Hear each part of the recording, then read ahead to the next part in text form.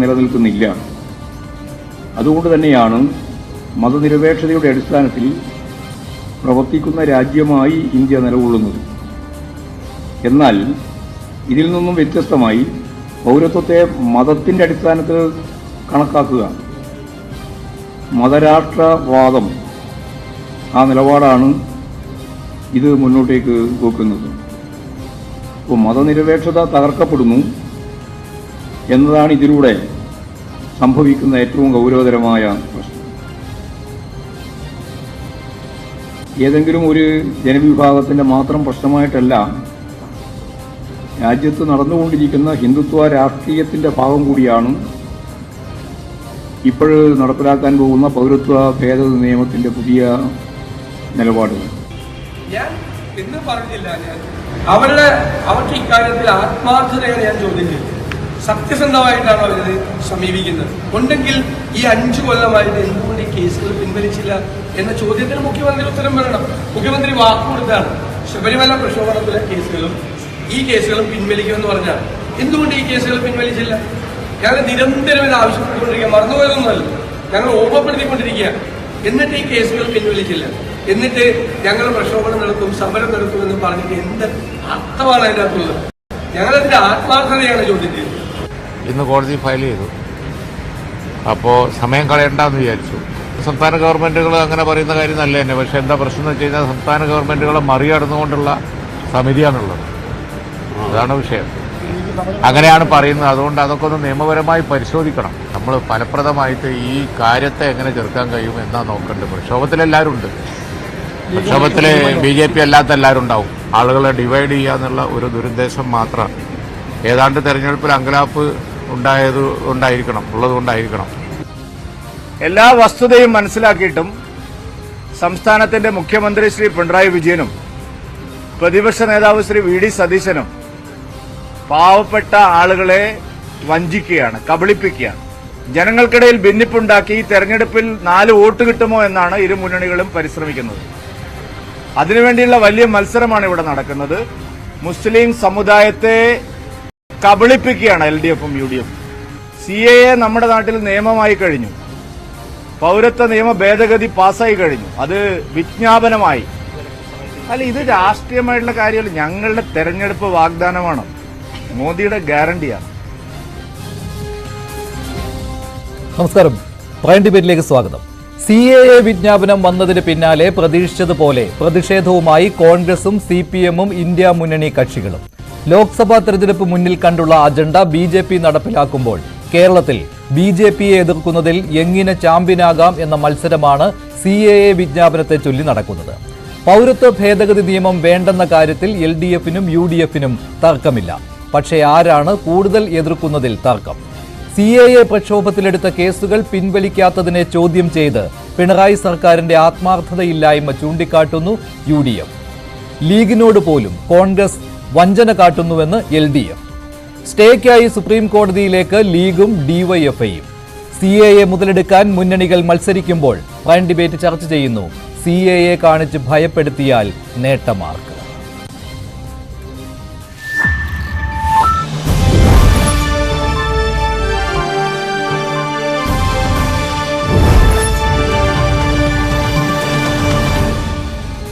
Prime ഡിബേറ്റിൽ CPM സഹയാത്രികൻ Shri Anwar Shah Palode, BJP വക്താവ് ശ്രീ TP ജയചന്ദ്രൻ മാസ്റ്റർ, സാമൂഹ്യ നിരീക്ഷകൻ ശ്രീ രാഹുൽ ഈശ്വർ, കോൺഗ്രസ് വക്താവ് ശ്രീ വസന്ത് തെങ്ങുംപള്ളി എന്നിവരാണ് ചേരുന്നത്. ആദ്യം ശ്രീ അൻവർ ഷാ പാലോട്, ഇപ്പോൾ CAAയുടെ കാര്യത്തിൽ ചിത്രം വ്യക്തമായി കഴിഞ്ഞു. വിജ്ഞാപനം വന്നതോടുകൂടി ഈ 2019 പാർലമെന്റ് പാസാക്കിയ നിയമത്തിന്റെ ചട്ടങ്ങളും ഇപ്പോൾ പുറത്തു വന്നിരിക്കുകയാണ്. അങ്ങനെ നിയമമായി അതിപ്പോൾ വെബ്സൈറ്റും നിലവിൽ വന്നു കഴിഞ്ഞു. എന്താണ് CAA എന്ന കാര്യത്തിലും ബോധ്യം വന്നു കഴിഞ്ഞിട്ടുണ്ട്. ഇപ്പോൾ നടക്കുന്നത് ഒരു ഭയപ്പാടുണ്ടാക്കുന്നു എന്നത് മാത്രമല്ലേ? ഇപ്പോൾ കേരളത്തിലേക്ക് വരികയാണെങ്കിൽ LDFും UDFും ഒരേപോലെ CAA എതിർക്കുന്നു. അതുവഴി ഈ തെരഞ്ഞെടുപ്പിൽ നേട്ടമുണ്ടാക്കുവാൻ ആർക്കാണ് കൂടുതൽ CAA എതിർക്കാൻ കഴിയുന്നത്? അതുവഴി കേന്ദ്ര സർക്കാരിനെയും BJPയെയും എതിർക്കാൻ കഴിയുന്നത്. അങ്ങനെ തെരഞ്ഞെടുപ്പിൽ നേട്ടമുണ്ടാക്കുവാനുള്ള ഒരു ശ്രമമാണല്ലോ നടക്കുന്നത്. സ്വാഭാവികമായിട്ടും BJP ഇതൊരു രാഷ്ട്രീയ അജണ്ടയായി തന്നെയാണ് മുന്നോട്ട് വയ്ക്കുന്നത്. അവരുടെ തെരഞ്ഞെടുപ്പ് വാഗ്ദാനം കൂടിയാണ് ഇത്. പക്ഷേ ഇവിടെ ഒരു ഭയപ്പാടിന്റെ അന്തരീക്ഷം സൃഷ്ടിക്കുന്നത് എന്തിനു വേണ്ടിയാണ്?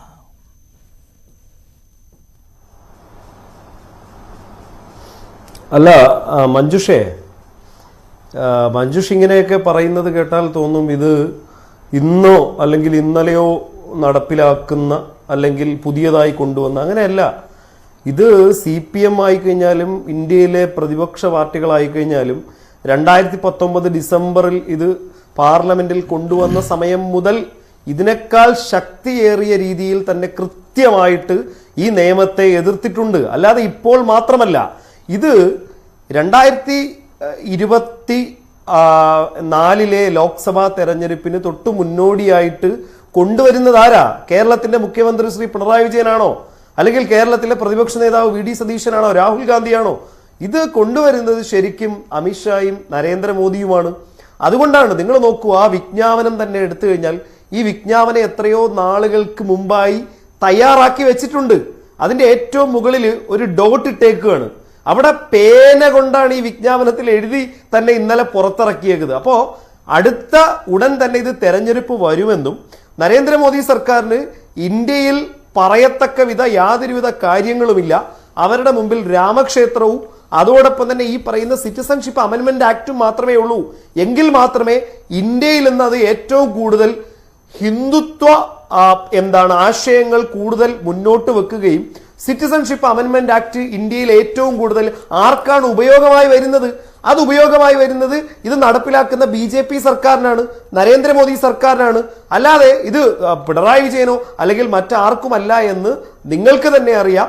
അതുകൊണ്ടാണ് ഈ പറയുന്ന, അല്ലാതെ ഇത് ഭയപ്പെടുത്തുന്നതിന്റെ കാര്യമല്ലെന്നേ. ഇവർ പറയുന്ന യാതൊരുവിധ ന്യായീകരണങ്ങളും ഇതിനെ നമുക്ക് അക്സെപ്റ്റ് ചെയ്യാൻ കഴിയില്ല. അതാണ് ഞാൻ പറഞ്ഞത്, BJPയുടെ ഒരു തെരഞ്ഞെടുപ്പ് അജണ്ടയാണ്. അങ്ങനെ വരുമ്പോൾ നിങ്ങൾ അതിൽ പോയി കൊത്തിയിരിക്കുകയല്ലേ? ഇപ്പോൾ നിങ്ങൾ അതിന് ഈ പ്രചാരണം നൽകുന്നത് വഴി ഇവിടെ ഈ മുസ്ലിങ്ങൾക്ക് എന്തോ കുഴപ്പം സംഭവിക്കാൻ പോകുന്നു എന്ന രീതിയിലുള്ള പ്രചാരണം നൽകുന്നത് അതൊരു ഭയപ്പാടിന്റെ അന്തരീക്ഷം ഉണ്ടാക്കിയെടുക്കുന്നതാണല്ലോ. ഇവിടെ ഇപ്പോൾ CAA നടപ്പാക്കുന്നത് വഴി 2019 ഒരുപാട് ചർച്ച ചെയ്തതാണ്, ഒരുപാട് ലേഖനങ്ങൾ വന്നു, ചർച്ചകൾ വന്നു, അങ്ങനെയൊക്കെ പൊതുസമൂഹത്തിന് ഇതിനെക്കുറിച്ചൊരു ധാരണ വന്നു കഴിഞ്ഞിട്ടുണ്ട്. CAA വഴി ആർക്കാണ് നേട്ടം, ആർക്കാണ് കോട്ടം എന്നതാണല്ലോ ചിന്തിക്കേണ്ടത്. നേട്ടമുണ്ടാകുന്നത് അഭയാർത്ഥികളായി ഇന്ത്യയിൽ കഴിയാൻ വിധിക്കപ്പെട്ട കുറെ ആളുകൾക്കാണ്. അവർക്കൊരു സഹായമായി ഇത് വരുന്നു, അവർക്ക് പൗരത്വം കിട്ടുന്നു. അത് പഴയതുപോലെയുള്ള കാത്തിരിപ്പ് വേണ്ട, 5 വർഷം കാലാവധി ഉണ്ടായാൽ മതി, അതാണല്ലോ. അതല്ലാതെ ആർക്ക് കോട്ടമുണ്ടാകുന്നു? നിലവിൽ ഇന്ത്യയിലുള്ള ഒരു പൗരനും, അത് ഏത് മതത്തിന്റെ ആയിക്കോട്ടെ, ഒരു പൗരനും ഇതുവഴി പൗരത്വം നഷ്ടമാകുന്നില്ല. അതും വ്യക്തമാണല്ലോ. അതിലെന്തെങ്കിലും മാറ്റമുണ്ടോ? അങ്ങനെ ഒരു ഭയപ്പാടിന്റെ അന്തരീക്ഷം സൃഷ്ടിക്കണോ എന്നാണ് ഞാൻ ചോദിച്ചത്. ആർക്കും പൗരത്വം നഷ്ടപ്പെടുന്നില്ല, കുറച്ചു പേർക്ക് കിട്ടും. മഞ്ജുഷ എനിക്ക് ഞാനൊന്ന് പറഞ്ഞോട്ടെ. മഞ്ജുഷ് മനസ്സിലാക്കേണ്ട ഒരു കാര്യം, ലോകത്തെവിടെയും റെഫ്യൂജി അഥവാ അഭയാർത്ഥികൾക്ക് പൗരത്വം ഈ പറയുന്ന രീതിയിൽ കൊടുക്കുക. അവർ അഭയാർത്ഥികളായി വരുന്നു, അവർ അഭയാർത്ഥികൾക്ക് ശേഷം അവർ തിരിച്ചു പോവുകയാണ്. അവർക്ക് അഭയം കൊടുക്കുക എന്നുള്ളതാണ്. ഇനി രണ്ടാമത്തെ കാര്യം, ഇല്ലീഗൽ ഇമിഗ്രൻസ് ആണ് താങ്കൾ പറയുന്നത്. ഇന്ത്യയുടെ ചരിത്രത്തിൽ ഇത്രയും നാളായിട്ട് മഞ്ജുഷിനറിയാലോ, ഇല്ലീഗൽ ഇമിഗ്രൻസിന് പൗരത്വം നമ്മുടെ രാജ്യത്ത് നൽകില്ല. ഇല്ലീഗൽ ഇമിഗ്രൻസിന് പൗരത്വം കൊടുക്കുന്നത് ഇപ്പോൾ മാത്രമാണ്. 2019 CA. ഇതിനു മുമ്പ് നമ്മുടെ പൗരത്വ നിയമത്തിൽ ഭേദഗതി വന്നല്ലോ. ആദ്യം 55 നിയമം വരുന്നു, 86 അത് എന്ത് ചെയ്യുന്നുണ്ട്, അതിനകത്ത് ഭേദഗതി വരുന്നു. അതിന് ശേഷം ഈ പറയുന്ന രീതിയിൽ 2003 വരുന്നുണ്ട്, 2005 വരുന്നുണ്ട്. ഈ ഭേദഗതികളൊക്കെ വരുമ്പോഴും ഒരിക്കലും ഈ രാജ്യം ഭരിച്ചിരുന്ന അടൽ ബിഹാരി വാജ്പേയി സർക്കാർ ഈ രാജ്യത്തുണ്ടായിരുന്നു, ഇവർക്ക് മുമ്പ് നരേന്ദ്രമോദി സർക്കാർ. ആ സമയത്തൊന്നും അവരെന്ത് ചെയ്തിട്ടില്ല, മതത്തിന്റെ അടിസ്ഥാനത്തിൽ അവർ ഈ പറയുന്ന രീതിയിൽ സിറ്റിസൺഷിപ്പ് കൊടുത്തിട്ടില്ല. നമ്മുടെ രാജ്യത്ത് അങ്ങനെ ഒരു സംവിധാനമേ ഇല്ല. ഈ നമ്മൾ മനസ്സിലാക്കേണ്ട ഒരു പ്രധാനപ്പെട്ട പ്രശ്നം എന്തെന്നറിയോ, ഈ രാജ്യത്ത് അനധികൃതമായി കുടിയേറി ഇന്ത്യൻ ജയിലിൽ കിടക്കുമ്പോൾ ഒരു മുസ്ലിം, ഒരു ക്രിസ്ത്യാനി, ഒരു ഹിന്ദു, ഒരു ജൈന, ഒരു പാഴ്സി, ഈ സിറ്റിസൺഷിപ്പ് അമെൻമെന്റ് ആക്ട് നിലവിൽ വരുന്നതോടുകൂടി ഈ ഒരു മുസ്ലിം ഒഴിച്ച് ബാക്കിയുള്ളവർക്കെല്ലാവർക്കും പൗരത്വത്തിന് അപ്ലൈ ചെയ്യാനുള്ള യോഗ്യരാവുകയാണ്. അവിടെ മുസ്ലിങ്ങൾക്ക് മാത്രം എന്ത് ചെയ്യാൻ കഴിയുന്നില്ല, ഈ പറയുന്ന രീതിയിൽ പൗരത്വത്തിന് അപ്ലൈ ചെയ്യാനുള്ള ഒരു യോഗ്യതയും ഇല്ലാതാവുകയാണ്. മറ്റുള്ളവർക്ക് ഇപ്പോൾ ബംഗ്ലാദേശ്, പാകിസ്ഥാൻ, അഫ്ഗാനിസ്ഥാൻ ഈ രാജ്യങ്ങളിൽ നിന്ന് മുസ്ലിങ്ങളായ അഭയാർത്ഥികൾ ഇന്ത്യയിലേക്ക് വരുമോ? കാരണം അത് മുസ്ലിം രാജ്യമാണ് ഈ മൂന്നും. അവിടെ നിന്ന് മതപീഡനത്താൽ അങ്ങനെ പ്രത്യേകിച്ച് പറയുന്നുണ്ടല്ലോ. ഇത് അങ്ങനെയാണല്ലോ വന്നിരിക്കുന്നത്. അല്ല, മഞ്ജുഷേ. അല്ലല്ല, ന്യൂനപക്ഷം എന്ന നിലയിൽ ആ രാജ്യങ്ങളിൽ കഴിയുന്നവരാണ് അല്ല, ഇന്ത്യയിലേക്ക് ഞാൻ വരുന്നത്. മഞ്ജുഷിനോട് ചോദിക്കുന്നത് അവർക്കാണല്ലോ പൗരത്വം നൽകുന്നത്. അതല്ലാതെ ഈ മുസ്ലിം വിഭാഗത്തെ ഒഴിവാക്കുന്നതിന് കാരണവും അതാണല്ലോ. ഈ 3 രാജ്യങ്ങളിൽ നിന്നുള്ളവർക്ക് മാത്രമാണ്, മറ്റു രാജ്യങ്ങളിൽ നിന്നുള്ളവർക്ക് ഇത് ബാധകമല്ല. അവർക്ക് ഈ 11 വർഷത്തെ കാത്തിരിപ്പ് തന്നെ വേണം. ശ്രീ അൻവർ ഷാ പാലോട്, അതാണ് ഞാൻ ഇല്ലാത്ത കാര്യങ്ങൾ പ്രചരിപ്പിക്കുന്നത് കൊണ്ടുണ്ടാകുന്ന ഭയപ്പാടിനെ കുറിച്ചാണ് ഞാൻ പറഞ്ഞത്. ഇത് നമ്മൾ ഒരു സെൻസിറ്റീവ് വിഷയമായതുകൊണ്ട് സംയമനത്തോടെ കൈകാര്യം ചെയ്യേണ്ടതാണ്. അങ്ങനെ പറയേ ചെയ്യരുത്. അല്ലല്ല മഞ്ജുഷ അങ്ങനെ പറയേ ചെയ്യരുത്. മഞ്ജുഷ മനസ്സിലാക്കേണ്ട ഒരു പ്രധാനപ്പെട്ട കാര്യം എന്ന് പറയുന്നത്, ഈ നരേന്ദ്രമോദി സർക്കാർ അധികാരത്തിൽ വന്ന സമയത്ത് 2014 ഇവർ ആദ്യ അധികാരത്തിൽ വന്ന സമയത്ത് ഇവർ ഇതിന്റെ കരട് പ്രഖ്യാപിച്ചിട്ടുണ്ടായിരുന്നു. ഈ കരട് പ്രഖ്യാപിച്ച സമയത്ത് ഇവർ തന്നെ അന്ന് പറഞ്ഞു എന്തെന്നറിയോ, അഫ്ഗാനിസ്ഥാൻ ഈ നിയമത്തിനകത്ത് ഇല്ലായിരുന്നു. ഇന്ത്യയും പാകിസ്ഥാനും ബംഗ്ലാദേശും മാത്രമായിരുന്നു അന്ന് ഈ നിയമത്തിനകത്തുണ്ടായിരുന്നത്. ഇവര് പിന്നീട് എന്ത് ചെയ്തു, ഇവര് അത് മാറ്റിയിട്ട് അഫ്ഗാനിസ്ഥാനെയും കൂടെ ഇതിൽ കൂട്ടിച്ചേർത്തു. എന്നിട്ട് പിന്നെ ഇവർ പറഞ്ഞ കാര്യം എന്ന് പറഞ്ഞാൽ ഇത് 953 നെഹ്റു ലിയാഖത്ത് കരാറിന്റെ ഉടമ്പടിയാണ്, അല്ലെങ്കിൽ നെഹ്റു ലിയാഖത്ത് കരാറിന്റെ ഭാഗമായിട്ട് എന്താണ് ന്യൂനപക്ഷങ്ങളെ സംരക്ഷിക്കാനുള്ള നിലപാട്. അതിലും അഫ്ഗാനിസ്ഥാൻ എന്ന് പറയുന്ന രാജ്യമില്ല. അന്ന് ഈ പറയുന്ന ബംഗ്ലാദേശ് പിന്നെയാണ് വന്നത്, നമുക്ക് പിന്നെയും പറയാം. ഈ പറയുന്ന അഫ്ഗാനിസ്ഥാനില്ല. അപ്പൊ ഇവര് പറയുന്നത് പിന്നെ ഇവര് പറഞ്ഞു ഇവരുടെ ഫോറിൻ പോളിസിയുടെ ഭാഗമാണ് നമ്മൾ പൗരത്വം കൊടുക്കും, അത് ചോദിക്കാൻ നിങ്ങൾക്കാരാ. പക്ഷെ ഇവര് സുപ്രീം കോടതി കൊടുത്തേക്കുന്ന അഫിഡവിറ്റിലൊന്നും പറഞ്ഞിട്ടില്ല. നിങ്ങൾ ഇപ്പോഴും മനസ്സിലാക്കേണ്ട ഒരു പ്രധാനപ്പെട്ട കാര്യം എന്ന് പറയുന്നത്, ഈ പൗരത്വം കൊടുക്കുന്നവർ നാളെ ആർക്ക് വോട്ട് ചെയ്യും? ആ വോട്ട് ബാങ്ക് മാത്രമാണ് ഇവരുടെ പ്രധാനപ്പെട്ട ശരി, അത് ആർക്ക് വോട്ട് ചെയ്യും എന്നുള്ളതാണ്, അതാണ് വിഷയം. അല്ലാതെ ആർക്കും പൗരത്വം നഷ്ടപ്പെടുന്നില്ലല്ലോ. ഇല്ല, ഇവിടെ നേരത്തെ ഒരു പ്രചാരണം ഉണ്ടായിരുന്നു, രാജ്യത്തുള്ള മുസ്ലിങ്ങൾക്ക് പൗരത്വം നഷ്ടപ്പെടാൻ ഇടയാകും, അവരുടെ ഐഡന്റിറ്റി കാർഡ് ചോദിക്കും, അവരുടെ പൗരത്വം ഇല്ലാതാക്കും എന്നുള്ള കാര്യങ്ങൾ പറഞ്ഞിരുന്നു. അങ്ങനെ ഒരു പ്രചാരണം നടന്നിരുന്നു. അതെന്തായാലും ഇപ്പോഴില്ലല്ലോ അല്ലേ? ഭരണഘടനയുടെ ആർട്ടിക്കിൾ അല്ല, ആ പ്രചാരണം ഉണ്ടോ ഇല്ലയോ? അതിപ്പോഴുണ്ടോ ഇല്ലയോ? ഈ രാജ്യത്ത് നിലവിലുള്ള ഏതെങ്കിലും വ്യക്തിക്ക് CAA കാരണം പൗരത്വം നഷ്ടമാകുമോ ഇല്ലയോ? ഇന്ത്യയിൽ ഒരാളുടെയും പൗരത്വം നഷ്ടപ്പെട്ടില്ല. ശരി, അങ്ങനെയല്ല. അല്ല, അങ്ങനെ ഒരു പ്രചാരണം ഉണ്ടായിരുന്നു, അങ്ങനെ ഒരു വലിയ പ്രചാരണം ഉണ്ടായിരുന്നു, പ്രത്യേകിച്ച് കേരളത്തിൽ അങ്ങനെ ഒരു പ്രചാരണം ഉണ്ടായിരുന്നു. ശരി, ശ്രീ രാഹുൽ ഈശ്വർ, അൻവർ ഷാ പറയുന്ന ഇതാണ്, ഈ ആളുകളുണ്ടല്ലോ, ഈ പൗരത്വം കിട്ടുന്ന ആളുകൾ പാകിസ്ഥാൻ, ബംഗ്ലാദേശ്, അഫ്ഗാനിസ്ഥാൻ ഈ രാജ്യങ്ങളിൽ വന്ന് ഇന്ത്യയിൽ അഭയാർത്ഥികളായി കഴിയുന്നവർ, അവർക്ക് ഇപ്പൊ ഇന്നലെ മുതൽ വെബ്സൈറ്റ് ഓപ്പൺ ആയല്ലോ, അങ്ങനെ കിട്ടുന്ന പൗരത്വം, അങ്ങനെ പൗരത്വം കിട്ടുന്നവർ ആർക്ക് വോട്ട് ചെയ്യും എന്നുള്ള കാര്യം നിങ്ങൾക്ക് അറിയാമോ എന്നാണ് അൻവർ ചോദിക്കുന്നത്. അഭയാർത്ഥികളല്ല, ഇല്ലീഗൽ മൈഗ്രന്റ്. ആയിക്കോട്ടെ, ശരി രാഹുൽ, അഭയാർത്ഥികളല്ല, ഇല്ലീഗൽ മൈഗ്രന്റ്, അനധികൃത കുടിയേറ്റക്കാർ. ആദ്യം തന്നെ നമ്മുടെ പരിശുദ്ധ റംസാൻ മാസത്തിന്റെ നോയമ്പ് തുടങ്ങുന്ന ദിവസമാണ്. നമ്മുടെ എല്ലാ മുസ്ലിം സഹോദരങ്ങൾക്കും നല്ലൊരു റംസാൻ മാസം ആശംസിക്കുന്നു. വ്രതശുദ്ധികൾ ഉണ്ടാകട്ടെ. 2 കാര്യങ്ങളാണ്. ഒന്ന്, CAA വേറെ, CAA NRC വേറെ. NRC CAA-ക്കെതിരെ പ്രതിഷേധം നടത്തിയതിനും പ്രക്ഷോഭം നടത്തിയതിന്റെയും ഭാഗമായിരുന്ന ഒരു വ്യക്തിയാണ് ഞാൻ. അങ്ങനെ ഞാൻ ഉണ്ടാക്കിയ സംഘടനയിൽ നിന്ന് 1-2 വർഷത്തോളം സസ്പെൻഷൻ ലഭിച്ച വ്യക്തിയാണ്. NRC CAA ശ്രീ പ്രശാന്ത് കിഷോർ വളരെ ശരിയായി ചൂണ്ടിക്കാട്ടുന്നതുപോലെ ചില പ്രശ്നങ്ങൾ ഉണ്ടാക്കാം.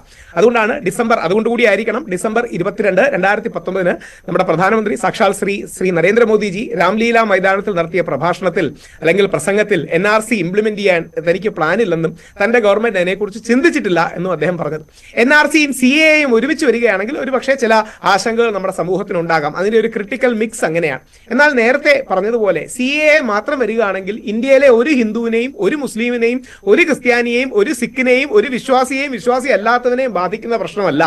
CAA ആകെ ആപ്ലിക്കബിൾ ആകുന്നത് പാകിസ്ഥാൻ, ബംഗ്ലാദേശ്, അഫ്ഗാനിസ്ഥാൻ തുടങ്ങിയ വിദേശ രാജ്യങ്ങളിൽ ഇന്ത്യൻ അല്ലെങ്കിൽ നമ്മുടെ ഹിന്ദു അടക്കമുള്ള അവിടുത്തെ ന്യൂനപക്ഷ വിഭാഗങ്ങൾക്ക് എന്തെങ്കിലും ബുദ്ധിമുട്ടുണ്ടെങ്കിൽ അവർക്ക് മാത്രം ബാധകമാവുന്ന ഒരു വിഷയമാണ്. പല ഇന്റലിജൻസ് ഏജൻസികളും പറയുന്നത് ഏകദേശം 30,000-ഓളം ആൾക്കാർക്ക് മാത്രം ഇഫക്റ്റ് ആകുന്ന ഒരു കാര്യമാണ് ഇതെന്നാണ്. ഇതാണ് അതിന്റെ വസ്തുത.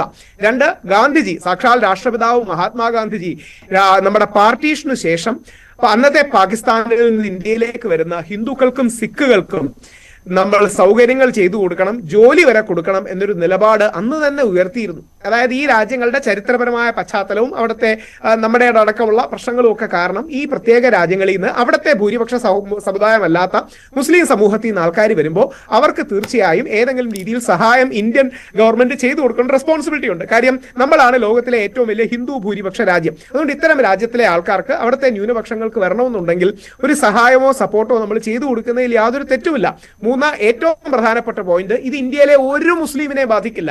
ഒരു മുസ്ലിം സഹോദരനും ഒരു ബുദ്ധിമുട്ടും ഉണ്ടാകാത്ത കാര്യമാണ് യഥാർത്ഥത്തിൽ ഇത്. അതുകൊണ്ട് സമ്മതിക്കുകയും ചെയ്തു, അൻവർ പറയുകയും ചെയ്തു അങ്ങനെ ആരുടെയും പൗരത്വം നഷ്ടപ്പെടുന്ന ഒന്നല്ല എന്ന്. പക്ഷെ അൻവർ ഷായ്ക്കുള്ള ഒരു എതിർപ്പ് എന്ന് പറയുന്നത് ഈ മതത്തിന്റെ അടിസ്ഥാനത്തിൽ വേറൊരു രാജ്യത്തും ഇങ്ങനെ ഇല്ല, ഇങ്ങനെ പൗരത്വം നൽകുന്ന ഏർപ്പാടില്ല അങ്ങനെയല്ല. ഇത് മതത്തിന്റെ അടിസ്ഥാനത്തിൽ പൗരത്വം നൽകുകയല്ല. എനിക്ക് തോന്നുന്നു എന്റെ കക്ഷി രാഷ്ട്രീയ ഭേദമന്യേ ശ്രീ കുമ്മനം രാജശേഖരൻ വളരെ കാലം മുമ്പ് കുമ്മനം ചേട്ടൻ ഇതേ ഡയലോഗ് പറഞ്ഞിരുന്നു. അതായത് ഇന്ത്യയിലെ ഒരാളുടെ പോലും നമ്മുടെ സിറ്റിസൺഷിപ്പ് റദ്ദാക്കാൻ പോകുന്നില്ല. ഇതാണ് അതിന്റെ വസ്തുത. അതായത് പക്ഷേ NRC CA വേറെ റിക്വേഷൻ തന്നെയാണ്, അത് മറ്റൊരു ഡിബേറ്റ് ആണ്. പക്ഷേ NRC ഇപ്പോൾ ഉന്നയിക്കുന്നില്ല. എനിക്ക് തോന്നുന്നത് കഴിഞ്ഞ തവണ NRCയെ കുറിച്ചുള്ള ആശങ്കയായിരുന്നു കൂടുതലും വന്നിരുന്നത്. കാരണം ാണ് CAA എന്നുള്ളത്. അത് മാത്രമല്ല അസാമിൽ അത് നടപ്പിലാക്കിക്കൊണ്ടിരുന്ന ഒരു സമയമായിരുന്നു 2015-19 എന്നുള്ളത്. പക്ഷെ അതൊരു പരീക്ഷണശാല മാത്രമായിരുന്നു എന്ന് പിന്നീട് തെളിയുകയും ചെയ്തു.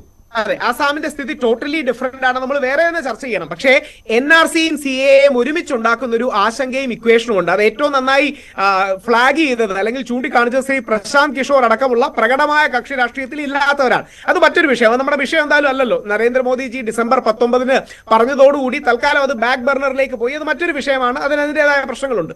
പക്ഷേ CAA എന്ന് പറയുന്നത് ഇന്ത്യയിലെ ആരെയും ബാധിക്കാത്തൊരു നിയമമാണ്. വിദേശത്ത് നിന്ന് പെർസിക്യൂഷൻ അനുഭവിക്കുന്നവർക്ക് ബാധിക്കുന്ന നിയമമാണ്. ഇന്ത്യയിലെ ഒരു മുസ്ലിമിന്റെ സിറ്റിസൺഷിപ്പ് റദ്ദാക്കപ്പെടാൻ പോകുന്നില്ല. ഇന്ത്യയിൽ ഉള്ളിൽ താമസിക്കുന്ന ആർക്കും ബുദ്ധിമുട്ടുണ്ടാകാൻ പോകുന്നില്ല. ഈ വരുന്ന 30,000 50,000 അതുപോലും വരാൻ പോകുന്നില്ല. പരമാവധി ഒരു ടാർഗറ്റ് ഗ്രൂപ്പ് എന്ന് പറഞ്ഞാൽ ഇത്രയും എന്നുള്ളതാണ് ലെഫ്റ്റ് ലിബറൽ മാധ്യമങ്ങളായ ക്വിന്റ് റിപ്പോർട്ട് ചെയ്യുന്നത്. അതുകൊണ്ട് ഇതിന്റെ പേരിൽ ഒരു വൈകാരികത ഉണ്ടാകുന്നത് ഇരുപക്ഷത്തിനും ഗുണമല്ല. നല്ലൊരു മാസമാണ് നമുക്കുള്ളത്. പരസ്പരം ശ്രീ രാഹുൽ 30,000 ഒരു കണക്കാണ് പറഞ്ഞത്. എന്തായാലും വെബ്സൈറ്റ് ഓപ്പൺ ആയിട്ടുണ്ട്. അപ്പോൾ നമുക്കറിയാം കുറച്ച് നാളുകൾ കഴിയുമ്പോൾ അറിയാം എത്ര പേർ രജിസ്റ്റർ ചെയ്യുന്നുണ്ട് പൗരത്വത്തിന് വേണ്ടിയെന്ന്. കേരളത്തിൽ ആരും ഉണ്ടാവുകയില്ല എന്ന് പോലുമാണല്ലോ പൊതുവായ ഒരു ധാരണ. അങ്ങനെയാണല്ലോ വന്നത്. കേരളം നടപ്പിലാക്കില്ല എന്നൊക്കെ പറയുന്നത് അത് വെറും സാങ്കേതിക കാര്യങ്ങൾ മാത്രമാണ്, ഒരു രാഷ്ട്രീയ ഉദ്ദേശത്തോടു കൂടി പറയുന്നതാണ്. അങ്ങനെ ഒരു സംസ്ഥാനത്തിനായിട്ട് നടപ്പാക്കാതിരിക്കാൻ പറ്റില്ല. മാത്രമല്ല സംസ്ഥാനങ്ങൾക്ക് ഒരു ബന്ധവും ഇക്കാര്യത്തിലില്ല. അത് വെബ്സൈറ്റ് വഴി നടപ്പാകുന്ന കാര്യമാണ്. ശ്രീ TP ജയചന്ദ്രൻ, പക്ഷേ പ്രശ്നം എന്ന് പറയുമ്പോൾ ഒട്ടും സെൻസിറ്റീവ് അല്ലാത്ത ഒരു കാര്യമായിട്ട് പോലും അല്ല, ഇപ്പോൾ 2019 ഇത് വലിയൊരു സെൻസിറ്റീവ് ഇഷ്യൂ ആയിരുന്നു. ഈ തെരഞ്ഞെടുപ്പിന് തൊട്ട് മുൻപ് വരുമ്പോൾ ഇതിനെ അങ്ങ് ഊതി വീർപ്പിക്കാം എന്നുള്ള ലക്ഷ്യത്തോടു കൂടി BJP ഇത് പൊടുന്നനെ ആസൂത്രണം ചെയ്ത് നടപ്പിലാക്കുന്നു. കേന്ദ്ര സർക്കാർ പൊടുന്നനെ വിജ്ഞാപനം ഇറക്കുന്നു. ഇതും സംശയദൃഷ്ടിയോട് കൂടി തന്നെ കാരണം ലോക്സഭാ തെരഞ്ഞെടുപ്പ് പടിവാതിലിൽ വന്നു നിൽക്കുന്ന സമയമാണ്. ഇതിനെ ഏത് രീതിയിലൊക്കെ ഉപയോഗപ്പെടുത്തുവാൻ കഴിയുമെന്ന് അറിയാവുന്ന രാഷ്ട്രീയ പാർട്ടിയാണ് BJP. അതാണ് സംശയത്തിനിട നൽകുന്നത്. വിഭജനമുണ്ടാക്കുവാനുള്ള തന്ത്രപരമായ നീക്കം.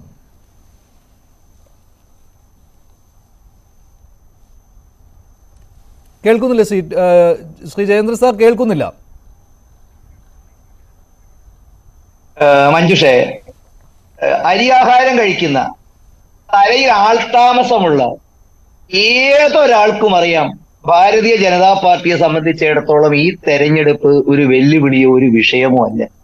എന്റെ മുൻ സുഹൃത്ത് ഇടതുപക്ഷത്തിന്റെ ഭാഗമായി വന്ന അദ്ദേഹം ഒരുപക്ഷെ ക്യാപ്സ്യൂള് കിട്ടാൻ വൈകിട്ടുണ്ടാവാം. ഏതായാലും ഒരു കാര്യം ഞാൻ അദ്ദേഹത്തെ നമിക്കുന്നു. മാർക്സിസ്റ്റ് പാർട്ടിക്കാർ പറയുന്ന വിഭിന്നമായിട്ട് ഇത് ഇന്ത്യയിലെ ഒരു പൗരനെയും ബാധിക്കില്ലെന്ന് അദ്ദേഹം തുറന്നു പറഞ്ഞു. ഞാൻ അദ്ദേഹത്തോട് ചോദിക്കട്ടെ സർ, രാമജന്മഭൂമി വിഷയവും NRCയും ഒക്കെ ഉണ്ടാകുന്നതിന്റെ അല്ലെങ്കിൽ തർക്കമാകുന്നതിന് മുമ്പ് ഇന്ത്യയിൽ എത്ര തെരഞ്ഞെടുപ്പ് നടന്നു? നിങ്ങൾക്കറിയോ? പുൽപ്പള്ളി തെരഞ്ഞെടുപ്പ് നടന്നപ്പോൾ ബോക്സാ നഗറിൽ 66% മുസ്ലിങ്ങളുള്ള ബോക്സാ നഗറിൽ ത്രിപുരയിൽ മാർക്സിസ്റ്റ് പാർട്ടി മാത്രം കൈപ്പിടിയിൽ ഒരുക്കി വെച്ച ആ മണ്ഡലത്തിൽ തെരഞ്ഞെടുപ്പ് നടന്നു. എന്താണ്? 1909 വോട്ടാണ് സിറ്റിംഗ് MP മത്സരിച്ച നിങ്ങൾക്ക് കിട്ടിയത്. അന്ന് ഈ രാജ്യത്ത് ചർച്ച ഇതായിരുന്നില്ല. ഞാൻ അങ്ങോട്ട് കടക്കുന്നില്ല ചരിത്രമൊന്നും. കോലാർ ഗോൾഡ് ഫീൽഡ് നിങ്ങൾക്ക് ഓർമ്മയുണ്ടാവും, കർണാടകയിലെ നമ്മുടെ തൊട്ടടുത്ത തൊഴിലാളികൾക്ക് പ്രാധാന്യമുള്ള സ്ഥലമാണ്. കെട്ടിവെച്ച കാശില്ല. ഡോക്ടർ ദാമോദരനോ മറ്റോ നമ്മുടെ നിങ്ങളുടെ MLA അയാൾ തോറ്റു. പക്ഷെ ഇത് സംബന്ധിച്ചിടത്തോളം നമ്മൾക്കൊരു കാര്യം വ്യക്തമാണ്. 2019 ഡിസംബറിൽ ലോക്സഭ പാസ്സാക്കി. 2020 ജനുവരി 20 നിലവിൽ വന്നു. 30 ജില്ലാ മജിസ്ട്രേറ്റുമാർക്കും 9 സംസ്ഥാന ആഭ്യന്തര സെക്രട്ടറിമാർക്കും പരിശോധനകൾക്ക് ശേഷം അംഗത്വം നൽകാനുള്ള അധികാരം നൽകി.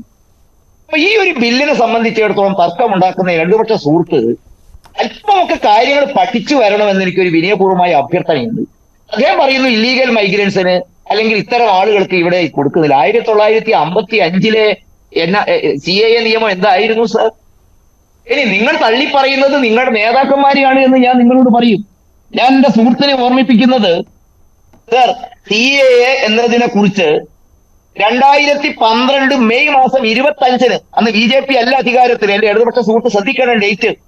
2012 മെയ് മാസം 25 ഇറങ്ങിയ ഇന്ത്യയിലെ എല്ലാ പത്രത്തിലും, എല്ലാ ദേശീയ പത്രത്തിലും പ്രകാശ് കാരാട്ട്, അന്നത്തെ നിങ്ങളുടെ ദേശീയ സെക്രട്ടറി, അന്നത്തെ പ്രധാനമന്ത്രി മൻമോഹൻ സിംഗിന് അയച്ച കത്ത് ഒരു വട്ടം നിങ്ങൾ വായിച്ചിരുന്നെങ്കിൽ നിങ്ങൾ ഈ വിവരക്കേട് ഇവിടെ നിന്ന് പുലമ്പില്ല. എന്താണ് പ്രകാശ് കാരാട്ട് പറയുന്നത്?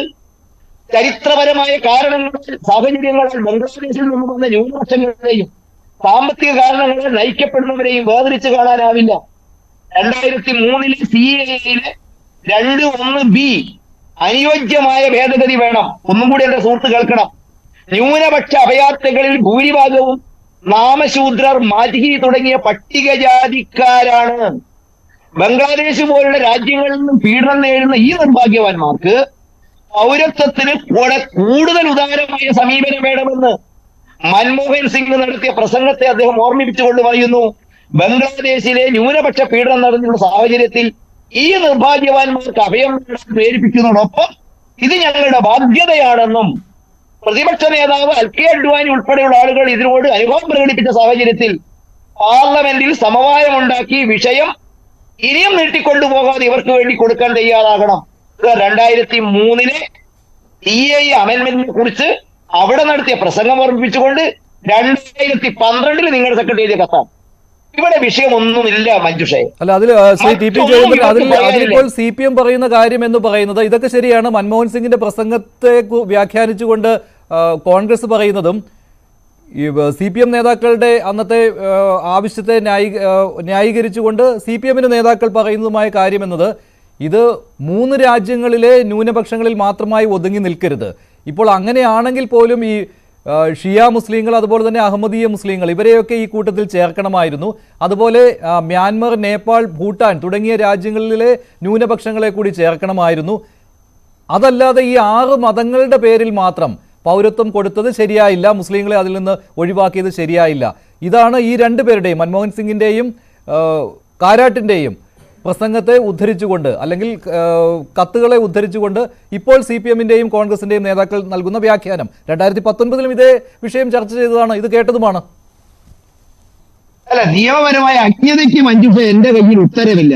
റിലീജിയസ് പെർസിക്യൂഷനിൽ എങ്ങനെയാ സുന്നി ഷിയ പെർസിക്യൂഷൻ വിടുക? അത് സെക്ടേറിയൽ പെർസിക്യൂഷൻ അല്ലേ? അത് ഈ നിയമത്തിന്റെ പരിധിയിൽ വരുമോ? ഈ രാജ്യങ്ങളിൽ മതപരമായ പീഡനം എന്ന വാക്കിനടുത്ത് പെടുമോ? മതപരമായ പീഡനം ബംഗ്ലാദേശിൽ ഭൂട്ടാനിൽ ഇല്ലാത്തത് കൊണ്ട് ഞാൻ ഒരു കാര്യവും കൂടെ എന്റെ ഇടതുപക്ഷ സുഹൃത്തിനെ ഓർമ്മിപ്പിക്കുന്നു. ഭൂട്ടാനിൽ നിന്നും മ്യാൻമാറിൽ നിന്നും വരുന്ന ഹിന്ദു അഭയാർത്ഥികൾക്ക് മറ്റുള്ളിടത്തെ അഭയാർത്ഥികളെ പോലെ തന്നെ 11 വർഷം കഴിഞ്ഞാൽ മാത്രമേ അപേക്ഷിക്കാൻ പറ്റുകയുള്ളൂ. ഹിന്ദുക്കൾക്കും മുസ്ലിങ്ങൾക്കും തമ്മിൽ ഇക്കാര്യത്തിൽ വിവേചനമില്ല. ഇത് ന്യൂനപക്ഷ പീഡനത്തിന് ഇരയാകുന്നവർക്കുള്ളതാണ്. ഭൂട്ടാനിലെ ഹിന്ദുക്കൾക്ക് ന്യൂനപക്ഷ പീഡനത്തിന്റെ പരിധിയിൽ വരില്ല. അതുകൊണ്ട് ഭൂട്ടാനിലെയും മ്യാൻമാറിലെയും ഇത്തരം പ്രോസിക്യൂഷൻ നേരിടുന്നവർക്ക് ഈ നിയമപരമായ ഇളവില്ല. ഇതൊരു കാര്യം വളരെ വ്യക്തമാണ്. ഏതെങ്കിലും തരത്തിൽ ഈ തെരഞ്ഞെടുപ്പിന്റെ മുമ്പ് ആട്ടിൻകുട്ടന്മാരെ കൊണ്ട് അടി കുടിച്ചിട്ട് ചോര കുടിക്കാൻ സാധിക്കുമോ? ഇനിയിപ്പോ മുസ്ലിം ലീഗ് പറഞ്ഞു, ഞാൻ അവരെ എതിർക്കുന്നില്ല, അവർക്കുള്ള അവരുടെ വിഷമത്തെക്കുറിച്ച് അവർ കോടതിയിൽ പോകട്ടെ. ഇപ്പൊ തന്നെ നമ്മൾ പഠിക്കേണ്ടത് എന്താ? 250 ഹർജികൾ സുപ്രീം കോടതിയിലുണ്ട്. 250 ഹർജികൾ. കോടതി അത് തൊടാൻ പോലും തയ്യാറാവുന്നത് എന്തുകൊണ്ട്? കോടതിക്കറിയാം ഇത് കുത്തിത്തിരിപ്പാണ് എന്ന്. ഇനി അതെല്ലാം കാര്യങ്ങൾ മുന്നോട്ട് വരട്ടെ. അല്ല, അങ്ങനെയാണെങ്കിൽ കോടതിയുടെ പരിഗണനയിലുള്ള ഒരു വിഷയമാണ് കൊണ്ട് കാണുന്നില്ല. ഇത്രയും എതിർപ്പ് ഇവിടെ ഉണ്ടായിരുന്നു, ഇത്രയും സംസ്ഥാനങ്ങളുടെ എതിർപ്പുണ്ടായിരുന്നു. അതുകൊണ്ടാണല്ലോ ഇത്രയും നാൾ ഇത് നടപ്പാക്കാതിരുന്നതും ഇപ്പോൾ തെരഞ്ഞെടുപ്പ് അടുത്ത് നിൽക്കുന്ന സമയത്ത് പൊടുന്നനെ വിജ്ഞാപനം ഇറക്കിയതും. മഞ്ജുഷേ, ഞങ്ങൾ ഈ രാജ്യത്ത് ജനങ്ങൾക്ക് നൽകിയ വാഗ്ദാനങ്ങൾ പാലിക്കുന്ന പാർട്ടിയാണ്. 5 കൊല്ലം വിലക്കയറ്റുണ്ടാവില്ല എന്ന് പറഞ്ഞ് ക്ഷേമ പെൻഷൻ നൽകാമെന്ന് പറഞ്ഞാൽ കൊങ്കയ്ക്ക് പിടിക്കുന്നവർക്ക് മനസ്സിലാവില്ല. ഞങ്ങൾ ജനങ്ങളോട് 2014 കുറെ വാഗ്ദാനങ്ങൾ നൽകി. ആ വാഗ്ദാനങ്ങൾ ഒന്നൊന്നായി പാലിക്കാനുള്ള ജനവിധിയാണ് ഞങ്ങൾക്ക് കിട്ടിയത്. ഞങ്ങൾ ഓട് പൊളിച്ച് അകത്ത് കയറിയതല്ലോ. ശരി ശരി ശ്രീ ടി പി ജയചന്ദ്രൻ, അതായത് തെരഞ്ഞെടുപ്പ് വാഗ്ദാനങ്ങൾ, അതായത് രാഷ്ട്രീയ അജണ്ടകൾ, ഇത് ഒന്നൊന്നായി നടപ്പാക്കിക്കൊണ്ടിരിക്കുകയാണ്. അതിൽ ഏറ്റവും ഒടുവിൽ കാണുന്നതാണ് ഈ CAA. ശരി, ഞാൻ താങ്കളിലേക്ക് വരാം. ശ്രീ വസന്ത് തെങ്ങുംപള്ളി, കേരളത്തിൽ എന്താണ് നടക്കുന്നത്? ഇപ്പോൾ VD സതീശൻ ഇന്ന് പറയുകയാണ് LDF സർക്കാരിന് ആത്മാർത്ഥത ഇല്ലാത്ത രീതിയിലാണ് സംസാരിക്കുന്നത്. അത് പിണറായി വിജയന്റെ വാക്കുകളെ ഉദ്ധരിച്ചുകൊണ്ടുള്ളതാണ്, മുഖ്യമന്ത്രിയുടെ വാക്കുകളെ ഉദ്ധരിച്ചുകൊണ്ടുള്ളതാണ്. CAA കേരളത്തിൽ നടപ്പിലാക്കില്ല എന്ന് മുഖ്യമന്ത്രി പറയുന്നത് ആത്മാർത്ഥത ഇല്ലാത്ത വാക്കാണെന്ന്. അപ്പോൾ നിങ്ങളിവിടെ LDFും UDFും തമ്മിൽ ഇക്കാര്യത്തിൽ മത്സരിക്കുകയാണ്. ആരാണ് BJP എതിർക്കുന്നതിൽ ചാമ്പ്യൻ? അതിന് നിങ്ങൾക്ക് കിട്ടിയിരിക്കുന്ന ഒരു ആയുധമാക്കി CAA എടുത്തിരിക്കുകയാണ്. രണ്ടുപേർക്കും ബോധ്യമുണ്ട് എന്താണ് യഥാർത്ഥത്തിൽ സംഭവിക്കുന്നത് എന്ന്.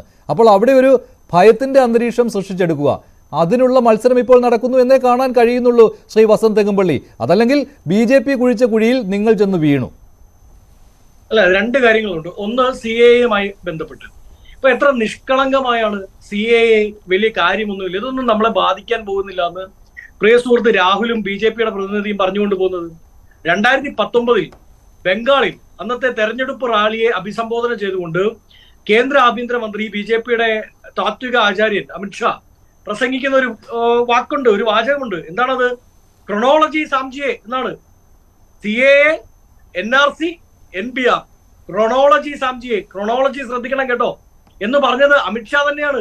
അപ്പൊ CAA തുടങ്ങിയാൽ അത് NPR-ലോ അല്ലെങ്കിൽ NRC-യിലോ വന്ന് നിൽക്കുകയുള്ളൂ എന്നുള്ള കൃത്യമായ ഗൈഡ് ലൈൻ, എന്ന കൃത്യമായ സൂചിക ആര് തന്നെ നൽകിയിട്ടുണ്ട്? അമിത്ഷാ തന്നെ നൽകിയിട്ടുണ്ട്. അവിടെയാണ് ഈ പ്രശ്നം, അവിടെ തൊട്ടാണ് ഈ പ്രശ്നം തുടങ്ങുക.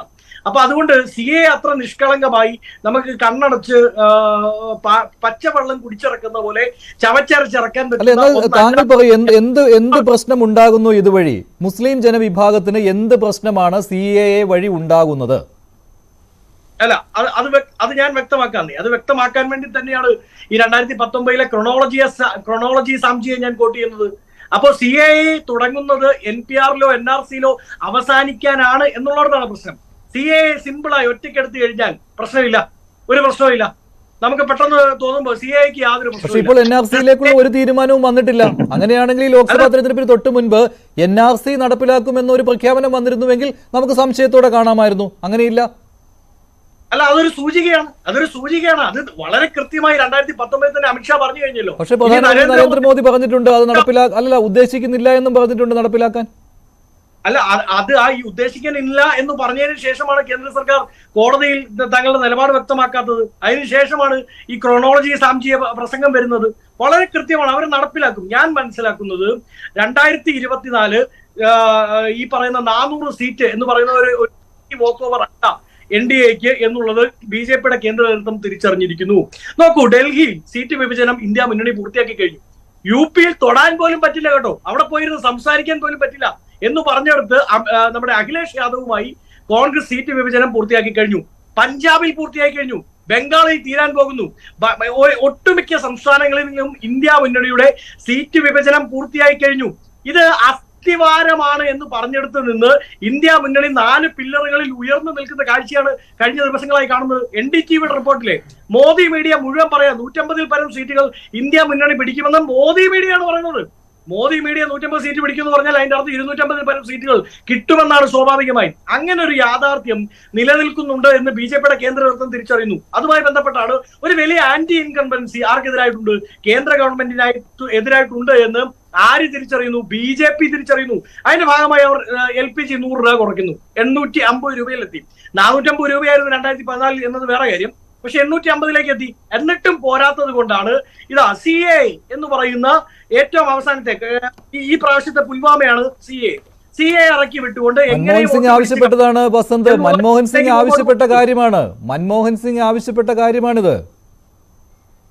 അല്ലല്ല, മൻമോഹൻ എല്ലാ രാജ്യത്തും കൃത്യമായി സിറ്റിസൺഷിപ്പുമായി ബന്ധപ്പെട്ട നിയമങ്ങൾ ഉണ്ടാകും, അതുമായി ബന്ധപ്പെട്ട അമെന്റ്മെന്റുകളും ഉണ്ടാകും. പക്ഷേ അതിനെ രാഷ്ട്രീയ ലക്ഷ്യത്തോടു കൂടി എങ്ങനെ ഉപയോഗിക്കാൻ പറ്റും? ശ്രീ രാഹുലും LLB പഠിച്ച ആളാണ്, ഞാനും LLB പഠിച്ച ആളാണ്. നോക്കൂ, ആർട്ടിക്കിൾ 14 അതിന്റെ പ്യുവർ വയലേഷൻ ആണ്. എന്ത്? ഈ പറയുന്ന ഒരു രാജ്യത്തെ സിറ്റിസൺഷിപ്പ്, ഒരു രാജ്യത്തല്ല, ഇന്ത്യ എന്ന മഹാരാജ്യത്തെ citizenship based on a religion, അത് ഏത് രീതിയിലാണെങ്കിലും അതിന് മുസ്ലിങ്ങൾക്ക് മാത്രമേ ഇവിടെ സിറ്റിസൺഷിപ്പ് കൊടുക്കുന്നുള്ളൂ എന്ന് തീരുമാനിച്ചാൽ പോലും അത് ആർട്ടിക്കിൾ 14 ക്ലിയർ വയലേഷൻ ആണ്, ഭരണഘടനാ ലംഘനമാണ്. അത് ചോദ്യം ചെയ്യപ്പെടില്ലേ? അത് ചോദ്യം ചെയ്യപ്പെടും. ഒന്ന്. രണ്ടാമത്തെ അങ്ങയുടെ പ്രധാന അങ്ങനെയില്ലല്ലോ മുസ്ലിങ്ങൾക്ക് കൊടുക്കില്ല എന്നില്ലല്ലോ. കൊടുക്കില്ല എന്നില്ല. പക്ഷേ എന്തുകൊണ്ടാണ് റിലീജിയസ് ബേസിസിലാണ് കൊടുക്കുക എന്ന് തീരുമാനിക്കുക? അത് വ്യക്തമാണല്ലോ വസന്ത്, അത് വ്യക്തമാണല്ലോ. ന്യൂനപക്ഷങ്ങൾ, ഈ മതപീഡനം നേരിടുന്ന ന്യൂനപക്ഷങ്ങൾ, അവരാണല്ലോ ഇന്ത്യയിലേക്ക് വരുന്നത്, അവർക്ക് പൗരത്വം കൊടുക്കുന്നു. അതിലെന്താണ് കൺഫ്യൂഷൻ ഉള്ളത്? അപ്പൊ ശ്രീലങ്കയിൽ നിന്ന് വരുന്ന മതപീഡനം അനുഭവിക്കുന്ന ന്യൂനപക്ഷങ്ങൾക്ക് കൊടുക്കേണ്ടേ? അല്ല, ഈ 3 രാജ്യങ്ങളുള്ളവർക്കേ ഉള്ളൂ. 3 രാജ്യങ്ങൾ എന്നത് അല്ലല്ല, ഈ 3 രാജ്യങ്ങളുള്ളവർക്ക് കൊടുക്കുവാൻ തീരുമാനിക്കുമ്പോൾ ശ്രീലങ്കയിൽ കൊടുത്തില്ല, ചൈനയിൽ നിന്ന് വന്നവർക്ക് കൊടുത്തില്ല, നേപ്പാൾ, ഭൂട്ടാൻ. ഇപ്പോൾ നേപ്പാളിലും ഭൂട്ടാനിലും ഇന്നും ആളുകൾ വന്നു കഴിഞ്ഞാൽ പോലും അവിടെ ഏത് വിഭാഗങ്ങൾക്കാണ് കിട്ടുന്നത്? അവിടുത്തെ ന്യൂനപക്ഷങ്ങൾക്കേ കിട്ടുകയുള്ളൂ. അല്ലല്ലോ ശ്രീ മഞ്ജുഷ്, ഐക്യരാഷ്ട്രസഭയുടെയോ ലോകരാജ്യങ്ങളുടെയോ യാതൊരുവിധ പ്രോസിക്യൂഷൻ സബ്മിറ്റുകളിലും യാതൊരുവിധ എഗ്രിമെന്റുകളിലും ഒപ്പിടാത്ത രാജ്യമാണ് ഇന്ത്യ. ആ ഇന്ത്യ എന്തുകൊണ്ടാണ് ഇത്ര പെട്ടെന്ന് ഇലക്ഷന്റെ തലേ ദിവസം 24ാമത്തെ മണിക്കൂറിൽ പെട്ടെന്നൊരു ബോധോദയം ഉണ്ടായി CAA അങ്ങ് പ്രഖ്യാപിച്ചു കളഞ്ഞേക്കാം, നമുക്ക് ഈ റിലീജിയസ് പ്രോസിക്യൂഷൻ അനുഭവിക്കുന്നവർക്ക്, റിലീജിയസ് ബുദ്ധിമുട്ടുകൾ അനുഭവിക്കുന്നവർക്ക്, ന്യൂനപക്ഷങ്ങളെ എല്ലാം അങ്ങ് സംരക്ഷിച്ച് കളഞ്ഞേക്കാം എന്നുള്ള നിലപാട് അങ്ങനെയുണ്ടോ? ഇവർക്ക് പൗരത്വം കൊടുക്കണ്ട എന്നുള്ള നിലപാടുണ്ടോ? ഇവർക്ക് പൗരത്വം കൊടുക്കേണ്ട എന്നുള്ള നിലപാടുണ്ടോ? കൊടുക്കണ്ട എന്ന നിലപാടല്ല ഉള്ളത്. അവിടെ ശ്രീലങ്ക ഉൾപ്പെടണം, മ്യാൻമർ ഉൾപ്പെടണം, മറ്റുള്ള രാജ്യങ്ങളെല്ലാം ഉൾപ്പെടണം. മാത്രമല്ല ലോകരാജ്യങ്ങളുടെ ഐക്യരാഷ്ട്ര സംഘടനകളുടെ വിവിധ എഗ്രിമെന്റുകളുണ്ട്, വിവിധ സബ്മിറ്റുകളുണ്ട്. അതുമായി ബന്ധപ്പെട്ട് ഇന്ത്യക്ക് കൃത്യമായ നിലപാടുണ്ടാവേണ്ടതുണ്ട്. ഒന്ന്. രണ്ടാമത്തെ, മ്യാൻമറിൽ നിന്നുള്ളവർക്കൊക്കെ എങ്ങനെ ഇന്ത്യ പൗരത്വം കൊടുക്കുവാൻ പറ്റും? അവിടെ തന്നെ അവർ വിമതരായിട്ടാണ് പ്രവർത്തിക്കുന്നത്. അവർക്ക് ഇന്ത്യ പൗരത്വം കൊടുക്കുക എന്നുള്ളത് അതെങ്ങനെ ആവശ്യപ്പെടാൻ കഴിയും? അല്ലല്ല, ഇന്ത്യയിലെ അഭയാർത്ഥികളുടെ കാര്യമാണ് ഞാൻ പറഞ്ഞത്. അവിടെ നിന്ന് വന്ന ഇന്ത്യൻ അഭയാർത്ഥികളുടെ കാര്യമാണ് ഞാൻ പറഞ്ഞത്. എന്തുകൊണ്ടാണ് അഭയാർത്ഥികളെ മുഴുവൻ സ്നേഹിച്ചേക്കാം എന്ന് ഇന്ത്യൻ സർക്കാരിന് തോന്നാത്തത്? എടുക്കാൻ കഴിയില്ല, ഒരു രാജ്യത്തിനും കഴിയില്ല അങ്ങനെ അഭയാർത്ഥികളെ മുഴുവനും നമ്മൾ പൗരന്മാരായി സ്വീകരിച്ച് നമ്മൾ അഭയം കൊടുക്കാൻ പോകുന്നു എന്ന്. ഒരു സബ്മിഷൻ നടത്തിക്കോട്ടെ ഒരു സബ്മിഷൻ. അദ്ദേഹം മഹാത്മാഗാന്ധിയുടെ പാർട്ടിയിൽ നിന്നാണ്. സാക്ഷാൽ മഹാത്മാഗാന്ധി പാർട്ടീഷന് ശേഷം ഹിന്ദുക്കൾക്കും സിഖുകൾക്കും പ്രത്യേക പരിഗണന കൊടുക്കണമെന്നും ആ പ്രത്യേക പരിഗണന ജോലി വരെ കൊടുക്കണമെന്നും സാക്ഷാൽ മഹാത്മാഗാന്ധി ചൂണ്ടിക്കാണിക്കുന്നുണ്ട്. മഹാത്മാഗാന്ധി വലിയ മുസ്ലിം സ്നേഹിയാണ്, ഹിന്ദു മുസ്ലിം ഐക്യവാദിയാണ്. പക്ഷേ ചില റിയാലിറ്റീസ് ഇല്ലേ? ഇന്ത്യ ഒരു ഹിന്ദു ഭൂരിപക്ഷ രാജ്യമാണ്. നമ്മുടെ സഹോദര സമുദായമായ മുസ്ലിം സമുദായമാണ് പാകിസ്ഥാനിൽ കൂടുതൽ. ഈ വ്യത്യാസം അവിടെ ഇല്ലേ? അതുകൊണ്ട് ഇപ്പം റോഹിംഗ്യ മുസ്ലിങ്ങളോട് എനിക്ക് വലിയ ഐക്യദാർഢ്യമാണ്. പക്ഷേ റോഹിംഗ്യകൾക്ക് ആ നാട്ടിൽ തന്നെ തിരിച്ചു പോകാനല്ലേ വേണ്ടത്? അപ്പോൾ ഓരോ രാജ്യത്തിനും ഓരോ സിറ്റുവേഷനാണ്. ഇപ്പം തമിഴ് നാട്ടിലെ ഹിന്ദുക്കളെ അല്ലെങ്കിൽ നമ്മുടെ തമിഴ് ജനതയുള്ള ഹിന്ദുക്കളെ കൊണ്ടുവരണമെന്ന് ശ്രീ സ്റ്റാലിൻ പറയുന്നത് നല്ലൊരു പോയിന്റാണ്. എനിക്ക് തോന്നുന്നു BJP സർക്കാർ അടക്കം കൺസിഡർ ചെയ്യാൻ കഴിയുന്ന പോയിന്റാണ്. അത് അവർ മുസ്ലിങ്ങൾ അല്ലാത്തോണ്ടല്ലോ കേട്ടോ. ഓരോ രാജ്യത്തിന്റെയും നെയ്ബർഹുഡ് ഒക്കെ വെച്ചിട്ടല്ലേ ഈ കാര്യങ്ങൾ തീരുമാനിക്കാൻ പറ്റൂ. ഇതിന്റെ ഒരു ബ്ലാങ്കറ്റ് റൂൾ പറ്റൂ. അല്ല, ആ നെയ്ബർഹുഡിൽ ശ്രീലങ്ക വരും രാഹുലെ, എന്തുകൊണ്ടാണ് അത് പരിഗണിക്കപ്പെടാത്തത്? യോജിക്കുന്നു അങ്ങ് പറഞ്ഞിട്ട് യോജിക്കുന്നു. റോഹിംഗ്യകളെ അങ്ങ് പറയുന്നത് പോലെ പൂർണ്ണമായി നമുക്ക് ഉൾക്കൊള്ളാൻ സാധിക്കില്ല. അത്രമാത്രം വലിയൊരു എമൗണ്ടിലേക്ക് ഉൾക്കൊള്ളാൻ സാധിക്കില്ലെങ്കിലും ശ്രീലങ്ക വരില്ലേ? ശ്രീലങ്ക അക്സെപ്റ്റ് ചെയ്യണം. ഞാൻ പറയുന്നത് 24ാം മണിക്കൂറിൽ ഉണ്ടായ വെളിപാട്, ആ വെളിപാട് ഇലക്ഷനുമായി ബന്ധപ്പെട്ടാണ്. ഇന്ത്യ മുന്നണിയുടെ കെട്ടുറപ്പ് കണ്ട് വിറളി പൂണ്ടിട്ടാണ് 400 എന്ന് പറയുന്ന സീറ്റ് പ്രസംഗ വേദികളിൽ പറഞ്ഞു പോകാം എന്നത് മാത്രമാണ് യാഥാർത്ഥ്യമെന്ന് നരേന്ദ്രമോദിക്കും BJP. പക്ഷേ കേരളത്തിൽ നിങ്ങൾ കാണിക്കുന്നത് എന്താണ്? കേരളത്തിൽ നിങ്ങൾ കാണിക്കുന്നത് LDF സർക്കാരിനെതിരെ ഇതൊരു ആയുധമായിട്ട് ഉപയോഗിക്കുകയാണ്. അതെന്തിനു വേണ്ടിയാണ്? LDF-ഉം UDF-ഉം തമ്മിൽ ഇക്കാര്യത്തിൽ തർക്കമില്ലല്ലോ. പക്ഷേ മുഖ്യമന്ത്രി ഇന്നലെ അങ്ങനെ ഒരു പ്രസ്താവന നടത്തിയതിനെ ഇന്ന് എന്തിന് പുച്ഛിക്കണം? പ്രതിപക്ഷ നേതാവ് അങ്ങനെയാണെങ്കിൽ നിങ്ങളും അതിനെ രാഷ്ട്രീയമായി ഉപയോഗിക്കുന്നു. കേരളത്തിൽ ഇപ്പോൾ കാണുന്നത് അങ്ങനെ ഒരു ചിത്രമാണ്. ആരാണ് ചാമ്പ്യൻ എന്ന് തെളിയിക്കുന്നതിന് വേണ്ടി. അപ്പോൾ നിങ്ങളും രാഷ്ട്രീയ ലക്ഷ്യം വെച്ചുകൊണ്ടാണ് ഈ CAA-യോടുള്ള എതിർപ്പ് പ്രകടിപ്പിക്കുന്നത്. അല്ല, അതിന്റെ ഉത്തരം പറയാൻ തന്നെയാണ് ഞാൻ വന്നത്. അങ്ങൊന്ന് ശ്രദ്ധിച്ചു നോക്കൂ. കഴിഞ്ഞ തവണ ഈ CAA NRC സമരം നടക്കുന്നു. കേരളത്തിൽ ഒരുമിച്ചായിരുന്നു സമരം. പ്രതിപക്ഷവും ഭരണകൂടവും ഒരുമിച്ച് സമരം ചെയ്യാൻ തീരുമാനിക്കുന്നു. ആ സമരത്തിന് നേതൃത്വം കൊടുത്താരാ? അങ്ങനെ ഒരു സമരം വേണമെന്ന് ആദ്യം പറഞ്ഞാരാ? അന്നത്തെ പ്രതിപക്ഷ നേതാവ് ശ്രീ രമേശ് ചെന്നിത്തല മുഖ്യമന്ത്രിക്ക് നേരിട്ടയച്ച കത്ത് മുഖേന നമ്മൾ ഒരുമിച്ച് സമരം ചെയ്യണം, ഇതിൽ രാഷ്ട്രീയ വ്യത്യാസം ഉണ്ടാവരുത് എന്ന് പറഞ്ഞ് വിളിച്ചിരുത്തി വേദി കൊടുത്തു. ആർക്ക്? സഖാവ് പിണറായി വിജയന്. ആ വേദിയിൽ വെച്ച് സഖാവ് പിണറായി വിജയൻ പ്രസംഗിച്ചു. നോക്കൂ, കേരളത്തിൽ CAA-യുമായി ബന്ധപ്പെട്ട്, NRC-യുമായി ബന്ധപ്പെട്ട്, NPR-യുമായി ബന്ധപ്പെട്ട് ആരെങ്കിലും സമരം ചെയ്താൽ അവർക്കെതിരെ ഒരു പെറ്റി കേസ് പോലും ഉണ്ടാവില്ല കേട്ടോ എന്ന് പറഞ്ഞ സഖാവ് പിണറായി. ഇതാ എന്റെ കയ്യിലുള്ളത്, അതിന്റെ കണക്കുകളാണ്. 864 കേസുകൾ, 835 കേസുകൾ കേരളത്തിൽ രജിസ്റ്റർ ചെയ്തിട്ടുണ്ട്. അതുമായി ബന്ധപ്പെട്ട് 6847 പേർ പ്രതി ചേർക്കപ്പെട്ടിട്ടുണ്ട്. ഗുരുതരമല്ലാത്ത കേസുകളെല്ലാം പിൻവലിക്കുമെന്ന് നിയമസഭയിൽ വീണ്ടും ആവർത്തിച്ചു പിണറായി വിജയൻ. പിൻവലിച്ച എത്രയാണെന്നറിയാമോ? 34 കേസുകൾ. നമ്മൾ കണ്ടാണല്ലോ CAA-യുമായി ബന്ധപ്പെട്ട് NRC-യുമായി ബന്ധപ്പെട്ട് കേരളത്തിൽ നടന്ന സമരങ്ങൾ മുഴുവൻ നമ്മൾ കണ്ട.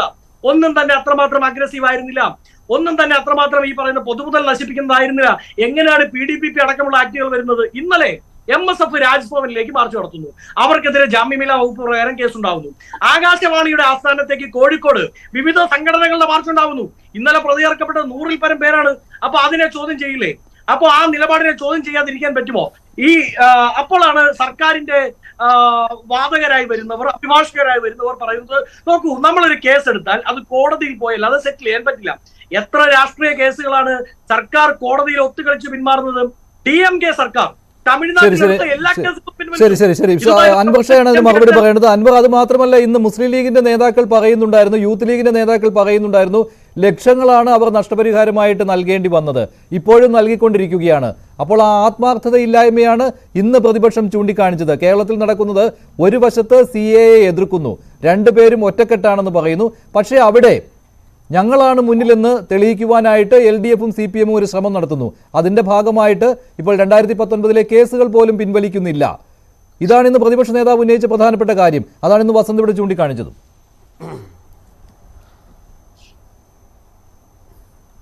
അല്ല, ഒന്ന് ആദ്യമായിട്ട് താങ്കൾ ഈ ചോദിച്ച ചോദ്യം കേരളത്തിലെ പ്രതിപക്ഷം ഇങ്ങനെ പറഞ്ഞുകൊണ്ടേയിരിക്കും. ഇതിനൊക്കെ മറുപടി നമ്മൾ കഴിഞ്ഞ കുറേ നാളുകളായിട്ട് പറയുന്നതാണ്. നമുക്ക് ചെയ്യാൻ പറ്റുന്ന കാര്യങ്ങളൊക്കെ കൃത്യമായിട്ട് ചെയ്യുന്നുണ്ട്.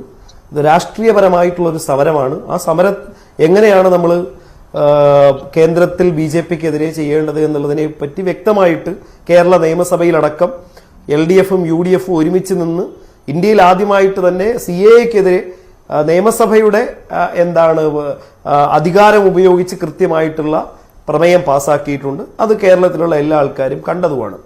ഇനി ഇവിടെ നേരത്തെ BJP-യുടെ പ്രതിനിധി, അതോടൊപ്പം തന്നെ മഞ്ജുഷ് ഈ പറയുന്ന വളരെ നിഷ്കളങ്കമായി സംസാരിക്കുന്നത് കേട്ടു. അതിന് കൃത്യമായി മറുപടി പറഞ്ഞിട്ട് എന്നെ ഇടപെടരുത്, ഞാൻ സംസാരിക്കുമ്പോൾ മഞ്ജുഷ് ഒരു കാരണവശാലും ഇടപെടരുത്. ഒന്നാമത്തെ കാര്യം, ഈ 2019-ലെ സിറ്റിസൺഷിപ്പ് അമെൻമെന്റ് ആക്ടുമായി ബന്ധപ്പെട്ട് പറയുന്നു, ഇത് കുറെ ആൾക്കാരെ അഭയാർത്ഥികളായി വന്നു. ഈ അഭയാർത്ഥികളുമായി ബന്ധപ്പെട്ട് CPM-ന്റെ അഖിലേന്ത്യാ ജനറൽ സെക്രട്ടറി ആയിരുന്ന സഖാവ് പ്രകാശ് കാരാട്ട്, അതോടൊപ്പം തന്നെ മൻമോഹൻ സിംഗ്, ഇവരൊക്കെ ഈ പറയുന്നു അഭയാർത്ഥികളെ തിരിച്ചു കൊണ്ടുവരണം, അവർക്ക് വേണ്ട സഹായങ്ങൾ ഒക്കെ പറഞ്ഞിട്ടുണ്ട്. അതിലൊന്നും ഞാനൊന്നും പറയുന്നില്ല. നിങ്ങൾ മനസ്സിലാക്കേണ്ട ഒരു കാര്യം, പ്രകാശ് കാരാട്ട് പറഞ്ഞോ ഇവിടെ നിന്ന് വരുന്ന മുസ്ലിം അഭയാർത്ഥികളെ ഇതിൽ നിന്ന് ഒഴിവാക്കണമെന്ന് പറഞ്ഞോ?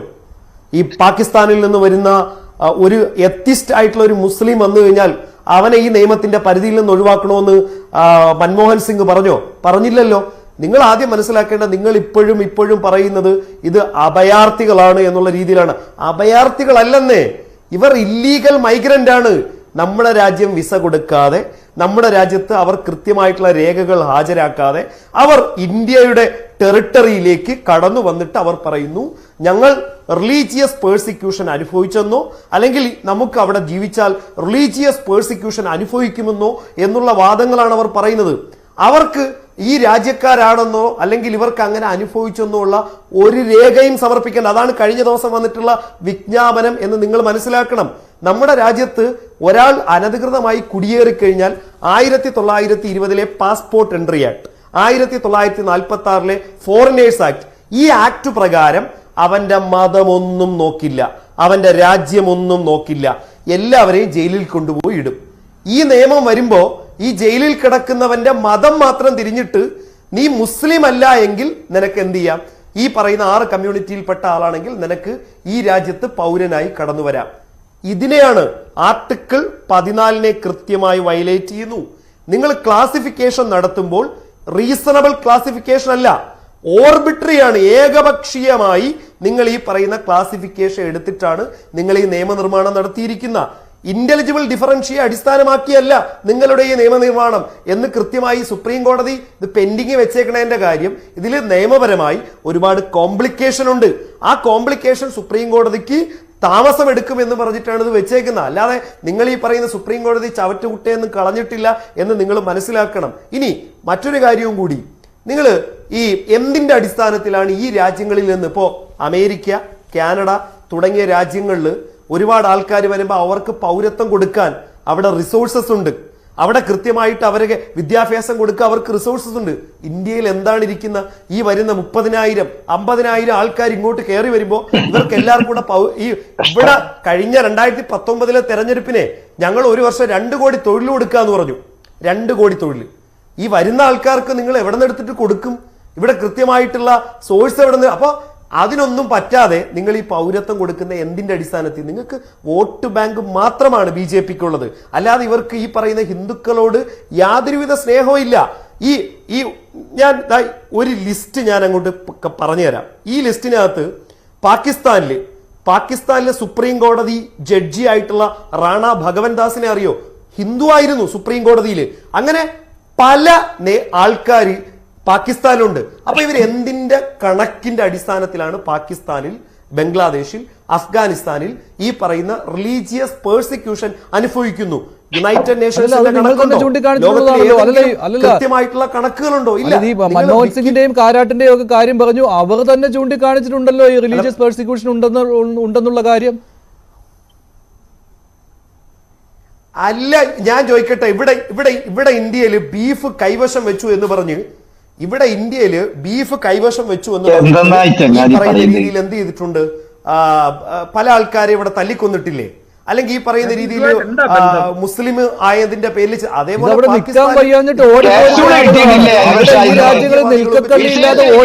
ആളുകൾക്ക് ഇന്ത്യ പൗരത്വം കൊടുക്കുന്നതിനെയാണ് താങ്കൾ എതിർക്കുന്നത്.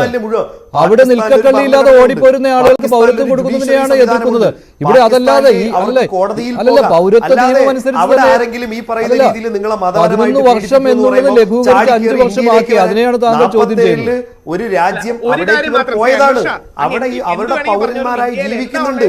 ആ പൗരന്മാരായി ജീവിക്കുന്ന ആൾക്കാർക്ക് എല്ലാവർക്കും പ്രശ്നമെന്നും പറഞ്ഞ് ഇന്ത്യയിലേക്ക് ചാടിക്കയറി വന്നു കഴിഞ്ഞാൽ ഇവിടെ പറ്റില്ല. ഇതിന്റെ അർത്ഥം ഇത് വോട്ട് ആർക്കും പൗരത്വം കൊടുക്കരുത് എന്നാണ് താങ്കളുടെ നിലപാടല്ലേ? ആർക്കും പൗരത്വം കൊടുക്കരുത്, അല്ലാതെ രാജ്യത്തേക്ക് വരുന്ന ആർക്കും പൗരത്വം കൊടുക്കാൻ പാടില്ല. ഈ ബംഗ്ലാദേശ്, അഫ്ഗാനിസ്ഥാൻ, വേചനമുണ്ട്, പാകിസ്ഥാൻ, ഇവിടെ നിന്ന് മതപീഡനത്താൽ വരുന്നവർക്ക് കൊടുക്കരുത് എന്നാണല്ലോ താങ്കളുടെ നിലപാട്. തത്വം നടപ്പിലാക്കുക എന്നുള്ളത് മാത്രമാണ്. ശരി, രാഹുൽ. അല്ല, ഒറ്റ കാര്യം മാത്രം, അങ്ങ് ജയേന്ദ്രൻ മാസ്റ്ററെ ആക്രമിക്കണം, അദ്ദേഹത്തിന്റെ വാദഗതികളെ അങ്ങ് ആക്രമിക്കണം, അതൊക്കെ അദ്ദേഹം നേരിട്ടോളും. പക്ഷെ ഇന്ത്യ മഹാരാജ്യത്വ രീതിയിൽ നമ്മൾ ഇന്ത്യക്കാരെ സംസാരിക്കുമ്പോൾ നമ്മളെ ഇകഴ്ത്തി കാണിക്കുകയാണ്. അതായത് അങ്ങേക്ക് തീർച്ചയായിട്ടും BJPയോട് നിലപാട് വ്യത്യാസമായിരിക്കും, കോൺഗ്രസിന് വേറെ, അങ്ങനെ തന്നെ അങ്ങോട്ടും ഇങ്ങോട്ടും ആക്രമിക്കണം, അതൊക്കെ സന്തോഷമാണ് ഞങ്ങൾ കാണുന്നവർക്ക്. പക്ഷേ ഇന്ത്യ മഹാരാജ്യം എന്ന് പറഞ്ഞാൽ നമ്മുടെ രാജ്യമായിട്ട് പറയല്ല. വേൾഡ് എക്കോണമീസിൽ വേൾഡ് ബാങ്കും IMFും പറയുന്നത് വേൾഡിലെ ഡാർക്ക് സിനാരിയോയിലെ ഏക ഗ്ലോയിങ് ലൈറ്റ് ഇന്ത്യ ആണെന്നാണ്. അതായത് നമ്മൾ പിടിച്ചു നിന്ന് അത്രയും ബാക്കി രാജ്യങ്ങൾ പിടിച്ചു നിൽക്കാൻ പറ്റിയിട്ടില്ല. പലവിധ കാരണങ്ങൾ കാണാം. പല രാജ്യങ്ങളും ഇപ്പൊ നമ്മുടെ ഇംഗ്ലണ്ട്, നമ്മളെ പണ്ട് ഭരിച്ചിരുന്ന ഇംഗ്ലണ്ടില്, അവിടെ ഇപ്പോ ഇംഗ്ലണ്ട് എന്ന് പറഞ്ഞ രാജ്യം തകർന്നുകൊണ്ടിരിക്കുകയാണ്. ഇംഗ്ലണ്ടിലെ ആഹാരത്തിനടക്കമുള്ള വില കേട്ടാൽ സ്കൈ റോക്കറ്റിംഗ് ആണ്. അപ്പം പല രാജ്യങ്ങളും തകരുമ്പോഴും നമ്മളും പിടിച്ചു നിൽക്കുന്നത് നമ്മുടെ എല്ലാവരുടെയും ഗുണമാണ്, എല്ലാ രാഷ്ട്രീയ പാർട്ടികളെയും, നമ്മുടെ സംവിധാനത്തിന്റെ ഗുണമാണ്. അപ്പൊ ഇന്ത്യയിലോട്ട് വരാൻ, ഇന്ത്യയിൽ എന്തിരിക്കുന്നു എന്നൊക്കെ ചോദിക്കുന്നത് എനിക്ക് തോന്നുന്നു അങ്ങനെ ഉദ്ദേശിച്ചായിരിക്കില്ല ചോദിക്കുന്നത്. പക്ഷെ ഇന്ത്യയിൽ എന്തിരിക്കുന്നു എന്ന് ചോദിക്കുന്നത് കേൾക്കുമ്പോൾ ഒരു വിഷമം, അത് മാത്രം പറഞ്ഞു തന്നേ ഉള്ളൂ. അല്ല, അവിടെ കുഴപ്പമില്ല, ഇവിടെ കുഴപ്പമുണ്ട് എന്നാണ് അൻവർ പറഞ്ഞതിന്റെ അർത്ഥം. അൻവർ അങ്ങനെയാണ് ഉദ്ദേശിച്ചതെന്ന് തോന്നുന്നു. അതെ, നമ്മൾ 140 കോടിയാണ്, നമുക്ക് 1-2 പ്രശ്നങ്ങളും കാര്യങ്ങളും ഉണ്ടാവും, ഇല്ലെന്ന് ആരും പറയണില്ല. നമ്മുടെ നാട്ടിലും തെറ്റുകൾ ഉണ്ടാവും, എല്ലാ വിഭാഗത്തിലും തെറ്റുണ്ടാവും. പക്ഷെ ഇന്ത്യ എന്ന രാജ്യം നോക്കിയാൽ നമ്മളെ ആരെയും വിശ്വസിക്കണ്ട, ഇമ്രാൻഖാനെ വിശ്വസിക്കാമല്ലോ. പാകിസ്ഥാന്റെ പ്രീമിയർ ആയിരുന്ന ഇമ്രാൻഖാൻ പറയുന്നത് ഇന്ത്യയുടെ പാസ്പോർട്ടിന്റെ മൂല്യം വളരെ കൂടി, ഇന്ത്യയുടെ ഫോറിൻ പോളിസിയെ കണ്ടുപിടിക്കുന്നതാണ്. ഇമ്രാൻഖാൻ നമുക്ക് എല്ലാം ഇഷ്ടമുള്ള, നമ്മളെല്ലാം ആരാധിക്കുന്ന ക്രിക്കറ്റ് താരമാണ്, പാകിസ്ഥാന്റെ ഏറ്റവും ഇമ്പോർട്ടന്റ് പൊസിഷനിൽ ഇരുന്ന പ്രൈം മിനിസ്റ്റർ ആയിരുന്നു. ഇമ്രാൻഖാൻ പറയുന്നത് പാകിസ്ഥാൻ പല കാര്യങ്ങളിലും ഇന്ത്യയെ കണ്ടുപിടിക്കണമെന്നാണ്. അപ്പൊ ആ രീതിയിൽ നമ്മുടെ രാജ്യം മുമ്പോട്ട് പോകുമ്പോൾ നമ്മുടെ രാജ്യത്തെ ഇകഴ്ത്തരുത്. അങ്ങ് ശ്രീ മോദിജിയെ ആക്രമിക്കണം, ഡിമോണിറ്റൈസേഷനെ ആക്രമിക്കണം, അവരുടെ 100 പോളിസിയെ ആക്രമിക്കണം. പക്ഷെ നമ്മുടെ രാജ്യം എന്ന് പറയുന്നത് എല്ലാം കൂടെയാണ്. കേരളം ഭരിക്കല്ല, CPM ഭരിക്കുന്ന കേരളവും അല്ലെങ്കിൽ കോൺഗ്രസ് ഭരിക്കുന്ന കർണാടകയും ഇതെല്ലാം ഉൾപ്പെടുന്നല്ലേ നമ്മുടെ രാജ്യം. നമ്മുടെ രാജ്യത്തെ ഇകഴ്ത്തരുതെന്നൊരു അഭ്യർത്ഥന. അങ്ങ് അദ്ദേഹം അങ്ങനെ ഉദ്ദേശിച്ചായിരിക്കില്ല പറഞ്ഞത്, എനിക്ക് അൻവർ ഷായെ അറിയാം. പക്ഷെ അത് കേട്ടപ്പോൾ ഒരു വിഷമം, അതുകൊണ്ടാണ് ഞാൻ ഇടയ്ക്ക് ഇന്റർജക്ട് ചെയ്തത്. ശരി, ശ്രീ TP ജയചന്ദ്രൻ, ഇതിലിപ്പോൾ ഈ മുതലെടുപ്പിന്റെ രാഷ്ട്രീയം വരുമ്പോൾ ശരിയാണ്, കേരളത്തിൽ LDFും UDFും ഇത് മുതലെടുക്കാൻ ശ്രമിക്കും. കാരണം അവർ തമ്മിലുള്ള നേരിട്ടുള്ള ഏറ്റുമുട്ടലാണ് നടക്കുന്നത്. ഇവിടെ BJPക്ക് ഇക്കാര്യം ഇപ്പോൾ CAA കൊണ്ട് ഈ കേരളത്തിൽ എന്തെങ്കിലും ചെയ്യാൻ കഴിയുമോ എന്ന കാര്യത്തിൽ സംശയമാണ്. പക്ഷെ ഒരു കാര്യമെന്ന് പറയുന്നത്, ഈ CAA കേരളത്തെ ഒരു തരത്തിലും ബാധിക്കാത്ത ഒരു പ്രശ്നമാണല്ലോ. കേരളത്തിൽ നിന്ന് എത്ര പേർ ഇതിനു വേണ്ടി അപ്ലൈ ചെയ്യുമെന്ന് ഇപ്പോൾ തന്നെ അറിയാവുന്ന കാര്യമാണ്. സ്വാഭാവികമായിട്ടും ആരും ഉണ്ടാകാൻ സാധ്യതയില്ല. ഇനി ഉണ്ടെങ്കിൽ കാത്തിരുന്ന് നോക്കാം. ഈ 3 രാജ്യങ്ങളിൽ നിന്നും ഇങ്ങോട്ട് കുടിയേറി വന്നവർ ആരെങ്കിലും ഉണ്ട് എങ്കിൽ. പക്ഷേ ഇത് വടക്കേ ഇന്ത്യൻ സംസ്ഥാനങ്ങളിൽ ഇത് BJPക്ക് വളരെയധികം നേട്ടമുണ്ടാക്കി കൊടുക്കുന്ന ഒന്നാണല്ലോ. അത് തന്നെയാണല്ലോ ലക്ഷ്യം വെക്കുന്നത്. അത് സമ്മതിക്കുവാൻ എന്താണ് ഇത്ര മടി? അല്ല മഞ്ജുഷ, BJPക്ക് ഒരു മടിയും ഇല്ലല്ലോ. ഞങ്ങള് ഈ രാജ്യത്തെ ജനങ്ങൾക്ക് വോട്ട് ചെയ്യുമ്പോൾ അവരോട് ചില കാര്യങ്ങൾ ഞങ്ങൾ ചെയ്യാൻ അനുമതി ചോദിച്ചു. കോൺഗ്രസ് ചോദിച്ചു, CPM ചോദിച്ചു. ആ കക്ഷികൾ ഇപ്പൊ പടവലങ്ങ പോലെ എവിടെയില്ല. ഇപ്പൊ തന്നെ ഇവർ പറയുന്നത് നിങ്ങളൊന്ന് കേട്ടു നോക്കൂ. എനിക്ക് ഡിബേറ്റില് രാഹുൽ ഈശ്വരനോട് പറയാനുള്ളത്, ഞാൻ ആക്രമിക്കാനൊന്നും ഇല്ല സാർ, എനിക്ക് ഇവരോട് സഹതാപമാണുള്ളത്. സത്യത്തിൽ നോക്കൂ, ഒരാൾ പറയുന്നു ഗാന്ധിജിയെ പോലും തള്ളി പറയാൻ വേണ്ടി തയ്യാറാവുന്നു. ഗാന്ധി പറഞ്ഞതുപോലും ഞങ്ങൾക്ക് ബാധകമല്ലെന്ന് പറയുന്നു. മറ്റേയാളോ പ്രകാശ് കാരാട്ട് പറഞ്ഞത് ഞങ്ങൾക്ക് ബാധകമല്ലെന്ന് പറയുന്നു. എന്തൊക്കെ വാദഗതികൾ അന്വേഷിക്കുന്നത്. എനിക്ക് തോന്നുന്നു ഈ പാവം ഈ ചർച്ചയ്ക്ക് വരുമ്പോൾ മിനിമം ഞാൻ മോശമായിട്ട് പറയല്ല, ഈ നിയമത്തെക്കുറിച്ചും ഇതിന്റെ പരിത്വത്തെക്കുറിച്ചും ഒക്കെ ഒരു മിനിമം ബോധ്യമെങ്കിലും വേണ്ട എന്റെ സഹോദര നിങ്ങൾക്ക് ഒരു ചർച്ചയ്ക്ക് വരുമ്പോൾ. നോക്കൂ, നിങ്ങൾ പറഞ്ഞു ഇന്ത്യക്ക് ഇതിനെ ഉൾക്കൊള്ളാനുള്ള വിഭവം ഇല്ലെന്ന്. സർ, കേരളം പോലെയല്ല, കേരളത്തിന് അപ്പുറത്തും ഭാരതമുണ്ട്. ഇവിടെയാണ് മാവേലി സ്റ്റോറിൽ ഇല്ലാത്തതും പട്ടിണി കിടക്കുന്നവൻ അരിവാരി തിന്ന് ചടിച്ചു കൊല്ലുന്നതും ഗർഭിണിയെ പായിൽ ചുമക്കുന്നതും ഒക്കെ നമ്മുടെ രാജ്യത്തുണ്ടാകും. ഇതിന് അപ്പുറത്തൊരു ലോകമുണ്ട് സാർ. ഇനി അതും വിട്ടേക്ക് നിങ്ങളെ ആൾക്ക്. നിങ്ങൾ ഈ നിയമം ഒരാവൃത്തി വായിച്ചിട്ടുണ്ടോ എന്റെ അൻവർ ഷാ? നിങ്ങളിപ്പോ പറഞ്ഞല്ലോ ഇല്ലീഗൽ മൈഗ്രേറ്റ്സിനെ പുറത്താക്കണമെന്ന്. ഇതിനകത്ത് കൃത്യമായിട്ട് പറയുന്നില്ലേ 2014 ഡിസംബർ 31 മുമ്പ് ഭാരതത്തിലെത്തിയവരാണെങ്കിൽ സാർ, 2014 മുമ്പ് ഈ രാജ്യം ഭരിച്ചത് ആരാ? ഡിസംബർ 31 മുമ്പ് ഭാരതത്തിലെത്തിയവർക്കുള്ള നിയമപരമായിട്ടുള്ള പരിരക്ഷയാണ് 11 6 ചുരുങ്ങിയത്. കോൺഗ്രസ് ഭരിച്ച കാലഘട്ടത്തിൽ ഇവിടെ കയറി കൂടിയവർ. എന്താ നിങ്ങൾ അതിന് ഉത്തരം പറയാത്തത്? അതുകൊണ്ട് ഇത് വാദം ജയിക്കാൻ വേണ്ടി നമുക്ക് എന്തും തള്ളി പറയാം. നമുക്ക് സ്വന്തം പക്ഷിക്കൂടിന് സ്വന്തം വൃത്തികേടാക്കുന്ന നിലപാടിലേക്ക് എത്താം. ഗതികേട് കൊണ്ടല്ല ഇവർ ഇരുകൂട്ടരും ശ്രമിക്കുന്നത്. എന്താ? എങ്ങനെയെങ്കിലും വർഗീയത ആളിക്കത്തിക്കാം. ഞാൻ എന്റെ സുഹൃത്തിന് ഇപ്പൊ സോഷ്യൽ മീഡിയയിൽ വളരെ വൈറലായിട്ടിരിക്കുന്ന 1-2 നേതാക്കന്മാരുടെ പേര് പറയാം. ഒന്ന് അദ്ദേഹം നോട്ട് ചെയ്യണം. ഒന്ന്, all India Muslim Jamaat president Maulana Shahabuddin Rizvi ബറേൽവിയുടെ പ്രസ്താവന ഇപ്പൊ എല്ലായിടത്തും ഉണ്ട്. I welcome the law. This should have been done much earlier. There was a lot of misunderstandings on the law, especially Muslims. ആരാണ്? All India Muslim Jamaat president Maulana Shahabuddin Rizvi. ഇനി കേരളത്തിലേക്ക് വരുമ്പോൾ ഒരു കാര്യം കൂടി ഞാൻ പറയാം. നമുക്കറിയാമല്ലോ, ഒരു മുസ്ലിമാണ് അല്ലെങ്കിൽ നാമധാരിയെങ്കിലുമാണ് കേരളത്തിലെ ഗവർണർ. അദ്ദേഹം പറഞ്ഞ ഈ ചർച്ച വന്നപ്പോ 2019 എന്റെ ആപ്പീസിന്റെ വാതിലുകൾ ഇതിനെക്കുറിച്ച് സംശയമുള്ളവർക്ക് മലക്കെ തുറന്നിട്ടിരിക്കുന്നു. അൻവർ ഷായും എന്റെ കോൺഗ്രസിന്റെ പ്രതിനിധിയും ശ്രദ്ധിച്ച് കേൾക്കണം. അന്ന് ഭീമാപ്പള്ളിയിലെ ഇമാം ഉൾപ്പെടെ 5-8 മുസ്ലിം സഹോദരന്മാർ അദ്ദേഹത്തെ പോയി കണ്ടു, സംസാരിച്ചു. നിങ്ങൾക്ക് ഇവരെ സമരത്തിന്റെ മുമ്പിൽ ഇറക്കാൻ അവരെ കിട്ടുമോ? സർ, ഇത് ധ്രുവീകരണത്തിന് ഉപയോഗിക്കുന്നത് ആരാണ്? ഇനി കോൺഗ്രസിനോട് ഞാൻ ചോദിക്കുന്നത്, നിങ്ങൾ കേരളത്തിന്റെ പുറത്ത് എവിടെയെങ്കിലും, ഓൾ ഇന്ത്യ കോൺഗ്രസ് കമ്മിറ്റി ആണല്ലോ, AICC ആണല്ലോ, എവിടെയെങ്കിലും ഇതുപോലുള്ള പ്രസ്താവനകളും സമരത്തിന് നിങ്ങൾ ചെയ്യാറുണ്ടോ? CPIM communist Marxist party of India ആണല്ലോ, എവിടെയെങ്കിലും നിങ്ങളൊരു ഓൾ ഇന്ത്യ പ്രസ്ഥാനമാണല്ലോ ഇതിന് ബഹളം ഉണ്ടാക്കുന്നുവോ? കേരളത്തിൽ എങ്ങനെ ഇത് ഊതിക്കത്തിച്ച് 10 വോട്ടുകൾ കിട്ടാം? ഇത് പരസ്പരമുള്ള ഈ ഗതികേടിലേക്ക് നിങ്ങൾ എത്തിച്ചിട്ടുണ്ടെങ്കിൽ ഞങ്ങൾക്ക് നിങ്ങളുടെ സഹതാപമേ. ശരിയാണ് വസന്ത്, ഇതൊരു പ്രക്ഷോഭത്തിന്റെ ലെവലിലേക്ക് ഇതുവരെ വന്നിട്ടില്ല കേട്ടോ. ഈ കഴിഞ്ഞ തവണ 2019 ഇപ്പോഴത്തെയും ഒരു വ്യത്യാസം എന്ന് പറയുന്നത്, അന്ന് ഈ സമരത്തിന്റെ മുൻപന്തിയിൽ ഉണ്ടായിരുന്നത് പോപ്പുലർ ഫ്രണ്ട് ഓഫ് ഇന്ത്യയാണ്. പോപ്പുലർ ഫ്രണ്ട് ഓഫ് ഇന്ത്യ നിരോധനം നേരിട്ട സംഘടനയാണ്. അതുകൊണ്ട് PFIയുടെ സാന്നിധ്യം ഇത്തവണ ഇല്ല. അന്ന് PFI ആയിരുന്നു. PFI മുഴുവൻ മഞ്ജുഷ്, ആ PFI മുഴുവൻ CPM-നകത്തും കോൺഗ്രസിനകത്തും ചേക്കേറി. കൃത്യമായിട്ടും ആധികാരികതയോടെയും ഞാൻ പറയും, അത്തരം ആളുകൾ പോയി എന്നതിൽ എത്ര ദൃഷ്ടാന്തങ്ങളുണ്ട് നമ്മുടെ മുമ്പിൽ. അവർക്ക് ഇവരൊക്കെ ഇന്ന് സൈഡ് ലൈൻ ആക്കപ്പെട്ടു. ഈ പാർട്ടികൾക്കൊരു സ്വരം എന്ന് പറയുന്നത് ദേശീയതയുടെയോ മതേതരത്വത്തിന്റെയോ സ്വരമാണ്. ഓരോന്നെടുത്ത് പരിശോധിക്കുന്നത്. ശരി വസന്ത, ഗുരുതരമായ ആരോപണമാണിത് കേട്ടോ. അല്ല, കഴിഞ്ഞ തവണ PFI ആണ് ഈ സമരം ഊതി വീർപ്പിച്ചത്. ഇപ്പോൾ ഇന്ന് പ്രക്ഷോഭം കണ്ടത് ആകെ അസമിലാണ്. പക്ഷെ അസമിലെ കാര്യം വ്യത്യസ്തമാണ്. അത് CAA നടപ്പാക്കാനേ പറ്റില്ല, ആർക്കും പൗരത്വം കൊടുക്കാൻ പറ്റില്ല എന്ന രീതിയിലുള്ള പ്രക്ഷോഭമാണ് അസമിൽ നടക്കുന്നത്. വസന്ത, പക്ഷെ കേരളത്തിൽ ഇത് ഊതി വീർപ്പിക്കാൻ നിങ്ങളും LDF ഉണ്ട്. അതാണ് ജയേന്ദ്രൻ മാസ്റ്റർ ഉന്നയിക്കുന്നത്. PFIയുടെ ഇലമെന്റ് നിങ്ങളിൽ രണ്ടുപേരിലും ഉണ്ടെന്ന്. മറുപടി അല്ല എന്നോടല്ലേ അതെ. അല്ല PFI ഒക്കെ കോൺഗ്രസിൽ ചേക്കേറി എന്ന് ജയേന്ദ്രൻ മാസ്റ്റർ ഇവിടെ നിന്ന് വിളിച്ചു പറയുമ്പോൾ അതിനകത്ത് കൃത്യമായി പ്രതികരിക്കാൻ തന്നെയാണ് കോൺഗ്രസിന്റെ പ്രതിനിധിയായി ഞാൻ ഒന്ന് പ്രധാന മാറ്റിയത് എന്താ സാർ? മാറ്റിയിട്ടില്ലേ? എന്താ പ്രധാന മാറ്റിയത്? ആരെയാണ് പ്രധാനത്തെ എന്തിനാ തൃശ്ശൂരിൽ നിന്ന് മാറ്റിയത്? പ്രധാനം മാറ്റി അല്ലല്ല കേൾക്കുന്നത്. പ്രധാനം മാറ്റിയിട്ട് അവിടെ കുഞ്ഞാലിക്കുട്ടി അല്ലല്ലോ കൊണ്ടുവന്നത്, കെ മുരളീധരനല്ലേ? കെ മുരളീധരൻ എല്ലായിടത്തും പോയി തോൽക്കാനല്ലേ? എന്താ അദ്ദേഹത്തിന് പിന്നെ അതല്ല പ്രതാപന്റെ കാര്യം താങ്കൾ എന്തിനാണ് ചർച്ചയിലേക്ക് കൊണ്ടുവന്നത്? ശ്രീ ജയേന്ദ്രൻ മാസ്റ്റർ, പ്രതാപന്റെ കാര്യം എന്തിനാണ് ചർച്ചയിലേക്ക് കൊണ്ടുവന്നത്? ഭയങ്കര ബുദ്ധിമുട്ടാണ്. അതല്ല പ്രതാപന്റെ കാര്യം എന്തിനാണ് ചർച്ചയിലേക്ക് കൊണ്ടുവന്നത്? അല്ല, ജയേന്ദ്രൻ മാസ്റ്റർ ഒരു കടുത്ത വർഗീയവാദിയാണ്. പ്രതാപന്റെ കാര്യം എന്തിനാണ് ജയേന്ദ്രൻ ചർച്ചയിലേക്ക് കൊണ്ടുവന്നത്? വർഗീയവാദിയാണ് ഇദ്ദേഹം. ഇങ്ങനെ വർഗീയത വിളമ്പും എന്നുള്ളതല്ലാതെ അല്ലല്ല, അതുകൂടി ചോദിച്ചു പോകണ്ടേ വസന്ത്? എന്തിനാണ് പ്രതാപന്റെ പേര് കൊണ്ടുവന്നത്? അതിനൊരു സ്പെസിഫിക് താല്പര്യം ഉണ്ടാവുമല്ലോ, ഒരു കാര്യം ഉണ്ടാവുമല്ലോ. ഞാനല്ലല്ലോ. അല്ല, ഞാൻ ജയേന്ദ്ര സാറിനോടാണ് ചോദിച്ചത്. ശ്രീ ടി പി ജയചന്ദ്രൻ, അതിനകത്ത് കോൺഗ്രസിന്റെ മതേതര ശബ്ദത്തിനപ്പുറത്തേക്ക് ദേശീയ തലത്തിൽ കോൺഗ്രസിന് ഇല്ലാത്ത സ്വരം കേരളത്തിൽ എന്തുകൊണ്ട് കോൺഗ്രസ് കൊണ്ടുവരുന്നു?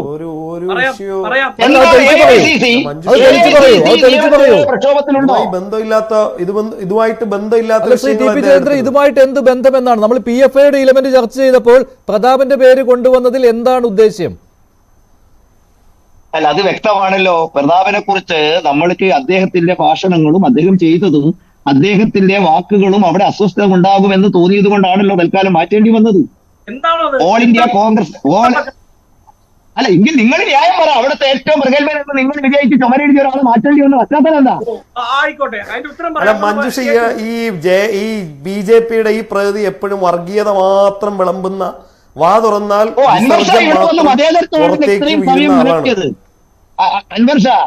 നിങ്ങളുടെ സർട്ടിഫിക്കറ്റ് എനിക്ക് അതെ അതെ, നിങ്ങൾ വർഗീയത മാത്രം പറയുന്ന, വാ തുറന്നു കഴിഞ്ഞാൽ പച്ചയ്ക്ക് വർഗീയത പറയുന്ന ആളാണ് നിങ്ങൾക്ക് പറയാൻ ഒന്നുമില്ലാതെ വരുമ്പോൾ. നിങ്ങൾ നേരത്തെ വസന്ത് PFIയുടെ ഇലമെന്റ് നിങ്ങളിലുണ്ട് എന്നാണ് ജയേന്ദ്രൻ ആരോപിച്ചത്. പറയാൻ പറ്റാതെ വരുമ്പോ നിങ്ങളുടെ വായിന്ന് മര്യാദ കാണിക്കാൻ പറയാം. അൻവർ ഷാ, മര്യാദ കാണിക്കും. നിങ്ങൾ അവസരം വരുമ്പോ പറ, ഞാൻ ഉത്തരം പറയും. നിങ്ങൾ അവസരം വരുമ്പോ ചോദിച്ചാൽ ഞാൻ മറുപടി പറയും. അൻവർ ഷാ, നിങ്ങൾക്ക് അവസരം വരുമ്പോ ചോദിച്ചാൽ ഞാൻ മറുപടി പറയും. ശരി വസന്ത്. ശ്രീ ജയേന്ദ്രൻ സംസാരിച്ചതിന്റെ ഇടയിൽ അല്ല, ഞാൻ ഇത്രയും നേരം മിണ്ടാതെയായിരുന്നേ. കോൺഗ്രസിലേക്ക് PF ഉള്ളവർ ചേക്കേറി എന്ന് പറയുമ്പോൾ CPM-ലേക്ക് എന്ന് പറഞ്ഞപ്പോൾ അൻവർ ഷാ മിണ്ടിയില്ല, പോട്ടെ.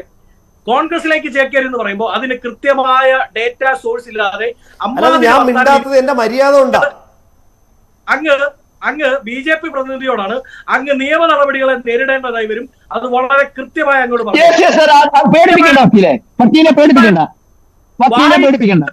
വായിൽ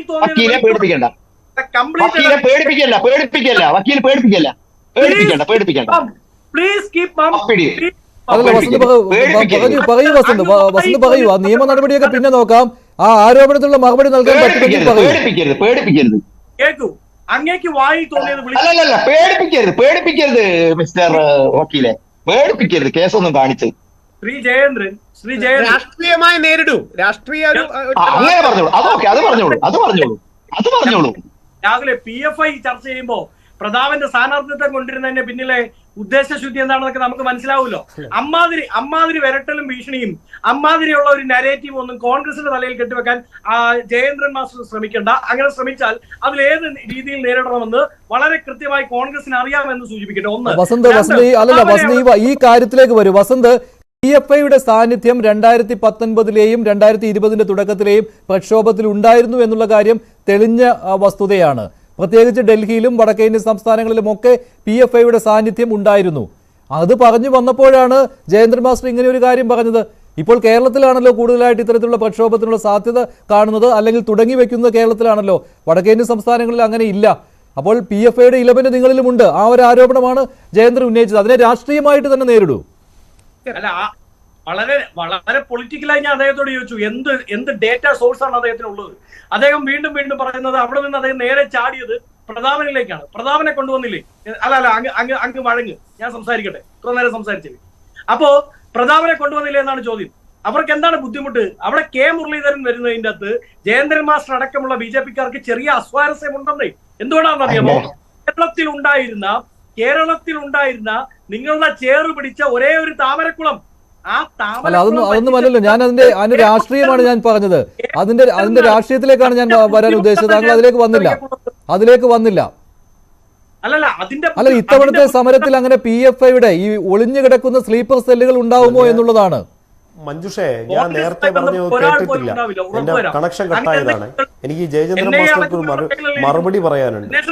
ജയേന്ദ്രൻ മാസ്റ്ററെ വെറുതെ ഈ മറ്റേ കൂട്ടിൽ കൊണ്ടുപോയി മറുപടി കോൺഗ്രസിനെതിരെ അങ്ങനെ ഒരു ആരോപണം വേണ്ട. അങ്ങനെ ആരോപിക്കുന്നെങ്കിൽ അതിന് കൃത്യമായ ഡേറ്റാ സോഴ്സ് വേണം. അതർവൈസ് ഞങ്ങൾ അതിനെ സമരവുമായി ബന്ധപ്പെട്ട കലാപത്തിൽ കോൺഗ്രസിന്റെ ദേശീയ തലത്തിലുണ്ടായിരുന്നു. അല്ലാതെ അങ്ങനെയാണെങ്കിൽ അബ്ദുള്ള വെളിപ്പെട്ടായി വന്നിട്ടുണ്ട്. നിങ്ങളുടെ നിങ്ങൾ പേടിപ്പിക്കണ്ട. ദേശീയ വൈസ് പ്രസിഡന്റ് കേസ് കൊടുക്കും, മൂക്കിൽ വലിച്ചു കേട്ടും പറയരുത്. ചോദിക്കുന്നു അബ്ദുള്ള കുട്ടി അല്ല മഞ്ജുഷേ, എനിക്കൊന്നു പറയാനുള്ള അവസരം തരണം. ഒരു എന്ന് ഞാൻ പറയും. അങ്ങോട്ട് കേസ് കൊടുക്കും, നമുക്ക് നോക്കാം. അത് നോക്കട്ടെ. അല്ല, നിങ്ങളാണല്ലോ എന്നെ ഭീഷണിപ്പെടുത്തിയത്, ഞാൻ നിങ്ങളെ ഭീഷണിപ്പെടുത്താനൊന്നും വന്നില്ലല്ലോ. വക്കീലെ, പേടിപ്പിക്കരുത്. ശരി, ഞാൻ അൻവർ ഷായിലേക്ക് പോവുകയാണ്. അൻവർ ഷാ, CPM-നെതിരെയും ഇങ്ങനെ ഒരു ആരോപണം TP ജയചന്ദ്രൻ ഇവിടെ ഉന്നയിച്ചിരുന്നു. PFIയുടെ സാന്നിധ്യം CPM-ലും ഉണ്ട്, അതുകൊണ്ട് ഇത്തവണ പ്രക്ഷോഭം കൂടുതലും കേരളത്തിലാണ് കാണാൻ പോകുന്നത്. ഇവർ കുറെ അദ്ദേഹം ഈ വായിൽ തോന്നുന്നത് കോതയ്ക്ക് പാടുന്നതല്ലാതെ എന്തെങ്കിലും തെളിവ് വേണം. ഇവര് കഴിഞ്ഞ കുറെ നാളുകളായിട്ട് CPM-നെയും പോപ്പുലർ ഫ്രണ്ടിനെയൊക്കെ തന്നെ പരസ്പരം ബന്ധിപ്പിക്കാനുള്ള ശ്രമം നടത്തി. അതിന്റെ ഭാഗമായിട്ട് കേരളത്തിന്റെ മുഖ്യമന്ത്രിയെയും മുഖ്യമന്ത്രിയുടെ മകളെയും അതോടൊപ്പം തന്നെ മകളുടെ ഹസ്ബൻഡിന്റെയും നാമമൊക്കെ വെച്ചിട്ട്, മുസ്ലിം നാമമൊക്കെ വെച്ചിട്ട് കുറെ നാളുകളായിട്ട് ഇവർ തുടങ്ങിയതാണ് ഈ പണി. ഇദ്ദേഹത്തിനൊക്കെ ഈ മാസ്റ്റർ എന്നുള്ള പേരൊക്കെ ആരാണ് കൊടുത്തതെന്ന് അറിയില്ല. നിങ്ങളിങ്ങനെ ചാനൽ എഴുതി കാണിക്കുന്ന അല്ലാതെ അദ്ദേഹത്തിന് അതിന്റെ 10 പൈസയുടെ ക്വാളിറ്റി ഇല്ല. മഞ്ജുഷേ, ഈ പറയുന്ന രീതിയിൽ എന്തെങ്കിലും പറയുമ്പോൾ വർഗീയത മാത്രം പറയുന്ന വ്യക്തിയാണ് അദ്ദേഹം. വർഗീയത ഇത്രയും നേരം CAയുമായി ബന്ധപ്പെട്ട ചർച്ചയായിരുന്നു. CA എങ്ങനെ നടപ്പിലാകുന്നു അതിൽ അല്ലല്ല ഈ ജയചന്ദ്രൻ എന്ന് പറയുന്ന വ്യക്തി വാ തുറന്നാൽ വർഗീയത മാത്രം വിളമ്പുന്ന മനുഷ്യനാണ്. വർഗീയത മാത്രം, അല്ലാതെ ഇത്രയും നേരമായിട്ട് ഈ ചർച്ചയുടെ ഒരു ഗതിയെ മാറ്റിമറിച്ചത് ഒന്ന് CPM-ന്റെ പേരിൽ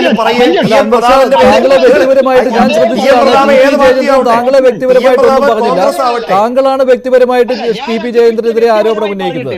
അദ്ദേഹം പറഞ്ഞ കാര്യങ്ങൾ സംസാരിക്കൂ. അല്ല, മെറിറ്റിലല്ല, രാഷ്ട്രീയപരമായിട്ട് തന്നെയാണ് മറുപടി. അല്ല, ഇദ്ദേഹത്തിന് പറയാനൊന്നുമില്ലാതെ വരുമ്പോൾ ഇങ്ങനെയൊക്കെയുള്ള കാര്യങ്ങൾ പറയും. അതൊന്നും ഇവിടെ കേരളത്തിലുള്ള ജനങ്ങളൊന്നും കാണുന്നില്ല. ഇവിടെ ഞാൻ CAയിലേക്ക് വന്നു കഴിഞ്ഞാൽ നിങ്ങൾ എന്താ ഇത്രയും നാള് CAയെ നടപ്പിലാക്കാൻ താമസിച്ചു? ഒരു നിയമം നിലവിൽ വന്നു കഴിഞ്ഞാൽ 6 മാസത്തിനകത്ത് വിജ്ഞാപനം വരണം എന്നതാണല്ലോ നമ്മുടെ രീതി. വ്യക്തിപരമായ എന്തെങ്കിലും പറഞ്ഞോ? അല്ല, ഞാൻ CAയെ കുറിച്ച് മാത്രമേ സംസാരിച്ചിട്ടുള്ളൂ. എന്നോട് പറയരുത്. നിങ്ങളാണ്. അല്ല, ഞാൻ തന്നെ കുറിച്ച് വ്യക്തിപരമായിട്ട് ഇതുവരെ ഒരു വാക്ക് പറഞ്ഞിട്ടില്ല. താങ്കളുടെ വർത്തമാനത്തിന് ഇതല്ല മറുപടി. ഇനിയും നല്ല ഇടപെടുന്നുണ്ടോ? അതല്ല, ഇങ്ങനെ തർക്കത്തിലേക്ക് പോകേണ്ട ഒരു കാര്യവും ഇല്ലായിരുന്നു. ഇങ്ങനെ തർക്കത്തിലേക്ക് പോകേണ്ട ഒരു കാര്യവും ഇല്ലായിരുന്നു. ചാനലായിപ്പോയി. അല്ലല്ല, തർക്കത്തിലേക്ക് പോകേണ്ട ഒരു കാര്യവും ഇല്ലായിരുന്നു. നമ്മൾ അതിന്റെ മെറിറ്റിലേക്ക് വന്ന് തന്നെ സംസാരിച്ചുകൊണ്ടിരിക്കുകയായിരുന്നു. ശരി, ഞാൻ ഇടപെടുകയാണ്. അല്ലല്ല, ചർച്ച അവസാനിപ്പിക്കുകയാണ്. അല്ലല്ല, ആരോപണങ്ങൾ വേണ്ട, ചർച്ച അവസാനിപ്പിക്കുന്നു. അടുത്ത ദിവസവും ഇതേ വിഷയം ചർച്ച ചെയ്യേണ്ടി വരും. വീട്ടിൽ നിന്ന് പഠിക്കണം. അല്ല, ഇത് ഞാനൊന്നുമല്ലല്ലോ തുടങ്ങി വെച്ചത്. BJP പ്രതിനിധിയല്ലേ തുടങ്ങി വെച്ചത്. പ്രായം ഒരു പരിഗണനയല്ല. അല്ലല്ല, രാഹുൽ ഈശ്വർ അത് വീട്ടിൽ പോയി പറഞ്ഞാൽ മതി. ശരി ശരി, ഞാൻ അവസാനിപ്പിക്കുകയാണ്. ഇന്നത്തെ പ്രൈം ഡിബേറ്റിലെ ചോദ്യം കൂടി പറയുകയാണ്. CAA-ക്കെതിരായ പ്രതിഷേധം LDF UDF നിലപാടിനോട് യോജിക്കുന്നുണ്ടോ എന്നുള്ളതായിരുന്നു. യോജിക്കുന്നുണ്ട് എന്ന് 40%, ഇല്ല എന്ന് 57%. പ്രൈം ഡിബേറ്റ് അവസാനിക്കുന്നു. നന്ദി, നമസ്കാരം.